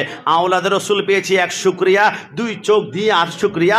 আমার সারা মাজারে গেলে অনেকের চোখ নাই, অনেকের হাত নাই, অনেকের পা নাই, অনেকের পেট দিয়ে দুই হাত বের হয়ে আছে, কিরে বাবা। আর আল্লাহ আমাদেরকে পা দিয়েছে, অন্ধ বানান নাই, পঙ্গু বানান নাই, আমাদের চোখের দৃষ্টি দিয়েছে, তারপরেও কি একবার আলহামদুলিল্লাহ বলা যায় না? বোবা লোকে চলতে পারে বলতে পারে না, পঙ্গু লোকে বলতে পারে চলতে পারে না, কানা লোকে শুনতে পারে দেখতে পারে না, কালা লোকে দেখতে পারে শুনতে পারে না। তুমি যদি তাদের চেয়ে একটু ভালো থাকো, তবে কেন শুকরিয়াটা আদায় করো না, তবে কেন শুকরিয়াটা আদায় করো না। চোখ দুটো দিল দেখিতে তোমায়, শুনতে দিল কান, জিহ্বা দিল স্বাধীনিতে আর নাকে শুকরান। ডান হাত তুলে বলো ঠিক না? এবারে তুমি ভেবে দেখো না, এবারে তুমি ভেবে দেখো না কতটা সুখে আছো, তবে কেন শুকরিয়াটা আদায় করো না। বোবা লোকে চলতে পারে বলতে পারে না, পঙ্গু লোকে বলতে পারে চলতে পারে না, কানা লোকে শুনতে পারে দেখতে পারে না, কালা লোকে দেখতে পারে শুনতে পারে না। তুমি যদি তাদের চেয়ে একটু ভালো থাকো, তবে কেন শুকরিয়াটা আদায় করো না, তবে কেন শুকরিয়াটা আদায় করো না। সর্বশেষ, ওয়ালা নাবলুওয়ান্নাকুম বিশাইয়্যিম মিনাল খাউফ ওয়াল জু' ওয়া নাকসিম মিনাল আমওয়ালি ওয়াল আনফুসি ওয়াস সামারাত। আপনার যে কোনো মুসিবত যখন আসবে, আপনি দেখবেন 5 ওয়াক্ত নামাজ পড়েন, তারপরে ব্যবসা লস খাচ্ছেন। 5 ওয়াক্ত নামাজ পড়েন, আপনার সন্তান প্যারালাইজড হয়ে ডান হাত বাম হাত নাই। 5 ওয়াক্ত নামাজ পড়ছেন, রিজিকে বরকত পান না, মনে মনে একটা আপনি জিদ আসবে, রাগ আসবে, কি সেইটা করি, নামাজ পড়ি, আল্লাহর কাছে এত চাই, আল্লাহ আমাকে দিচ্ছে না কেন, শুধু মুসিবত মুসিবত। আমার আল্লাহ বলে, বান্দা তুমি দেখবা পরীক্ষার হলে তুমি যখন যাবা, তোমার সবচেয়ে প্রিয় টিচার পর্যন্ত তোমার সাথে কথা বলবে না। এখন পরীক্ষা চলছে, কথা বলা যাবে না। আমি আল্লাহ, বান্দা তোমাকে মুসিবতে যখন পেলি, আমি পরীক্ষা করি বান্দা কি আমার উপরে ভরসা রাখে নাকি দুনিয়ার কারোর কাছে হাত পাতে। আমি আল্লাহ যখন দেখি বান্দা মুসিবতে পড়ে বলে তাওয়াক্কালতু আলাল্লাহ, তাওয়াক্কালতু আলাল্লাহ, তাওয়াক্কালতু আলাল্লাহ, আর সবর করে, তখনই আমি আল্লাহ ডিক্লেয়ার করি ইন্নাল্লাহা মা'আস সাবিরিন। আমি আল্লাহ সবরকারীর সাথে আছি। তো কারবালার ময়দান থেকে শিখো, আমি আল্লাহ কার সাথে ছিলাম। কারবালার ময়দানে হুসাইন 3 দিন পানি পায় না, খাওয়া পায় না, তো সবর করলো কে? সবর করছে হুসাইন বাহিনী। আমার আল্লাহ বলে, আমি আল্লাহ সবরকারীর সাথে আছে, মানে হুসাইন সবর করেছে, আমি আল্লাহ তাদের সাথেই আছি। জোরে বলি সুবহানাল্লাহ। এই জন্য আমার আল্লাহ ইরশাদ করেছেন, দুনিয়ার কোনো বান্দাকে যখন আমি বেশি ভালোবাসতে শুরু করি, আমি মুসিবত দিয়ে পরীক্ষা করি। এই জন্যে যখন কোনো মুসিবতে হামিদচরের ভাইয়ারা যখন কোনো মুসিবতে পড়বেন, আমার মা বোনরা একটু অন্তরে কানটা লাগায় শুনবেন। মুসিবতে পড়বেন, আপনি দেখবেন অনেক মুসিবত, ডানে বামে সামনে পিছনে, অভিযোগ করার চেষ্টা করবেন, মনে হবে যেন একটু অভিযোগ করি। যখন মুসিবত দেখবেন, মুসিবতগুলোকে এক পাশে রাখবেন। এবার আপনি কারবালার ময়দানকে একটু আপনার সামনে চিন্তা করবেন। আপনি কারবালার ময়দানকে যখন চিন্তা করবেন, দেখবেন 3 দিন খানা নাই, 3 দিন পানি নাই, আলী আসগরের জিহ্বাটা ডান পাশে বের হয়ে গিয়েছে, বাম পাশে লালা পড়ে। ইমাম হোসেনের সন্তান আলী আকবরকে 38 টুকরা করে কিমা যেমন বাবায় কাবাবার জন্য এমনভাবে করেছে, কাসেম আনা আব্বাসের রক্ত কারবালার জমিন লাল। 72 জন শরীরগুলা একসাথে লম্বা করে আজিদ বাহিনী বলেছিল, আমরা এই দেহের উপরে একটা গোড়ার রেস লাগাবো, দেখি তো কে ওই মাথায় গিয়ে আবার এই মাথা আসতে পারে। তবে ওই দেহের বাহিরে গেলে হবে না, পেটের মধ্যখান দিয়ে গোড়ার দৌড় আমরা খেলাবো। ওই গোড়ার পায়ের চাপ যখন পেটের মধ্যে পড়ে, পেটের নাড়িবিড়িগুলো বের হয়ে যায়, চোখের মধ্যে পড়ে, চোখগুলো মার্বেলের মতো বের হয়ে যায়, হাতের মধ্যে পড়ে, হাতের চামড়াগুলা পায়ের গোড়ার পায়ের উস্তার খুর সাথে বের হয়ে আসে। এত কঠিন ময়দান, আপনি আপনার মুসিবতকে এক পাশে রাখবেন আর কারবালা অন্য পাশে। আপনি দেখবেন কারবালার হিসাবে আপনার মুসিবত কোনো মুসিবতে নয়, মুসিবতে নয়, মুসিবতে নয়। আপনি ওই সময় আলহামদুলিল্লাহ বলেন, কারণ আমার আল্লাহ বলে, আমি যখন বান্দাকে পরীক্ষা করি তখন তার সন্তান নিয়ে যায়, তখন তার খাওয়া নিয়ে যায়, তার রিজিক নিয়ে যায়। তোমরা কি দেখো নাই হযরতে আইয়ুব আলাইহিস সালাম জীবনে কোনোদিন গুনাহ করে নাই। আমি আল্লাহ 18 বছরে কেনায় কামড়িয়েছি, চোখে কামড়, হাতে কামড়, পায়ে কামড়, কিন্তু আইয়ুব একটা দিন অভিযোগ করে নাই। আমি আল্লাহ পুরস্কার কি দেই নাই? 18 বছরের পর আইয়ুবকে বলেছিলাম, পায়ে তো তুমি ধাক্কা মারো, মাটির মধ্যে ধাক্কা মারলো, মাটির নিচ থেকে বুদবুদ করে পানি বের হলো। আমার আল্লাহ বলে গোসল করো, গোসল করলো। আইয়ুব বলে 18 বছর পরে দেখলাম আমি গোসল করার সাথে সাথে 18 বছর আগে আমি ইয়ং যুবক যেমন ছিলাম, 18 বছর আগের মতো শক্তি সামর্থ্য আমার বডিতে আমার আল্লাহ প্রদান করলেন। জোরে বলে সুবহানাল্লাহ। সবর হবে একমাত্র আল্লাহর। যে কোনো মুসিবতে কারবালা থেকে আমরা শিক্ষা, 1 নম্বর সবর, 2 নম্বরে আহলে বাইতের প্রতি মুহাব্বত আপনি ঢেলে দিবেন। নামাজ পড়েছেন, রোজা রেখেছেন, হজ করেছেন, যাকাত দিয়েছেন, তাহাজ্জুদের সময় আপনি উঠে নফল নামাজ পড়তে পড়তে কপালে দাগ ফেলেছেন, কিন্তু আহলে বাইতের মুহাব্বত এইখানে নাই। সম্পূর্ণ ইবাদতের কোনো ভ্যালু নাই, দাম নাই, কিন্তু আপনার আমল কম, রোজা কম, যাকাত কম হতে পারে। আহলে বাইতের প্রতি মুহাব্বত প্রদর্শন করবেন। ওই মুহাব্বত আপনার আমলগুলোকে গোল্ড ডায়মন্ডের মতন করে আল্লাহর জান্নাতে ঢুকিয়ে দিবেন। যদি বলে সুবহানাল্লাহ। কারবালা থেকে সর্বশেষ আরেকটি শিক্ষা হচ্ছে, কারবালার জমিন শিক্ষা দিয়েছে হুসাইনিরা কখনো নামাজ ছাড়ে না। ইমাম হোসেন তলোয়ার নিচে বলেছিল সালাত, সালাত, সালাত, নামাজ, নামাজ, নামাজ। আজকে আমার দোস্তকে বলি, আসরের টাইম তো চলে যায়, দোস্ত নামাজ পড়বি না? আমার দোস্ত বলে আমার প্যান্টে একটু সমস্যা আছে, কিন্তু নামাজ পড়বি না? আমার লুঙ্গিতে একটু সমস্যা আছে, কিন্তু দোস্ত নামাজ পড়বি না? মাগরিবের নামাজের টাইম তো চলে যায়, আমি গতকালকে গোসল করতে পারে নাই। কত অজুহাত। আর হুসাইন তলোয়ার নিচে বলেছিল, আমি সাম্রাজ্য চাই না, অট্টালিকা চাই না, ইয়াজিদের হাতে হাত দিলেই আমার সামনে স্বর্ণের চেয়ার আসে, আমি কিছু চাই না, আমি 2 রাকাত নামাজ, 2 রাকাত নামাজ, 2 রাকাত নামাজ পড়তে চাই। হুসাইনি হলে 5 ওয়াক্ত নামাজ পড়তেই হবে। মন থেকে বলুন, 5 ওয়াক্ত নামাজ সকলে পড়তে চায় কি চাই না? না 2 হাত তুলে আল্লাহকে দেখান, চায় কি না? তাহলে কারবালার জমিন থেকে 1 নম্বর সবর, 2 নম্বরে শিখলাম নামাজ, আর 3 নম্বরে আমরা শিখলাম, আমরা শিখব যে বাতিলের কাছে কখনো মাথা নত করা যাবে না। পরিবার যাবে, দেশ যাবে, সম্পত্তি যাবে, হকের উপর প্রতিষ্ঠিত থাকবেন। বাতিলের কাছে মাথা নত না করে হকের পক্ষ থাকলে মদিনাওয়ালা সুপারিশ আপনার ত্যাগ দিতে হবে। রব্বুল আলামিন ওই আহলে বাইতের প্রেম নিয়ে, মোহাব্বত নিয়ে, আর মুসলিম বিন আকিলের 2 সন্তানের ঘটনা শুনে যাদের চোখের পানি পড়েছে, আল্লাহ এক ফোঁটা চোখের পানির উসিলা আমাদের জাহান্নামকে ঠান্ডা করে জান্নাতের বাগান বানিয়ে দিন। সবাই জবান খুলে বলি আমিন। আর একটু জবান খুলে বলি আমিন। আসেন আহলে বাইতের প্রেম, রাসূলের মোহাব্বত অন্তর নিয়ে নবীকে আমরা প্রাণ ভরে একটু সালাম দিব।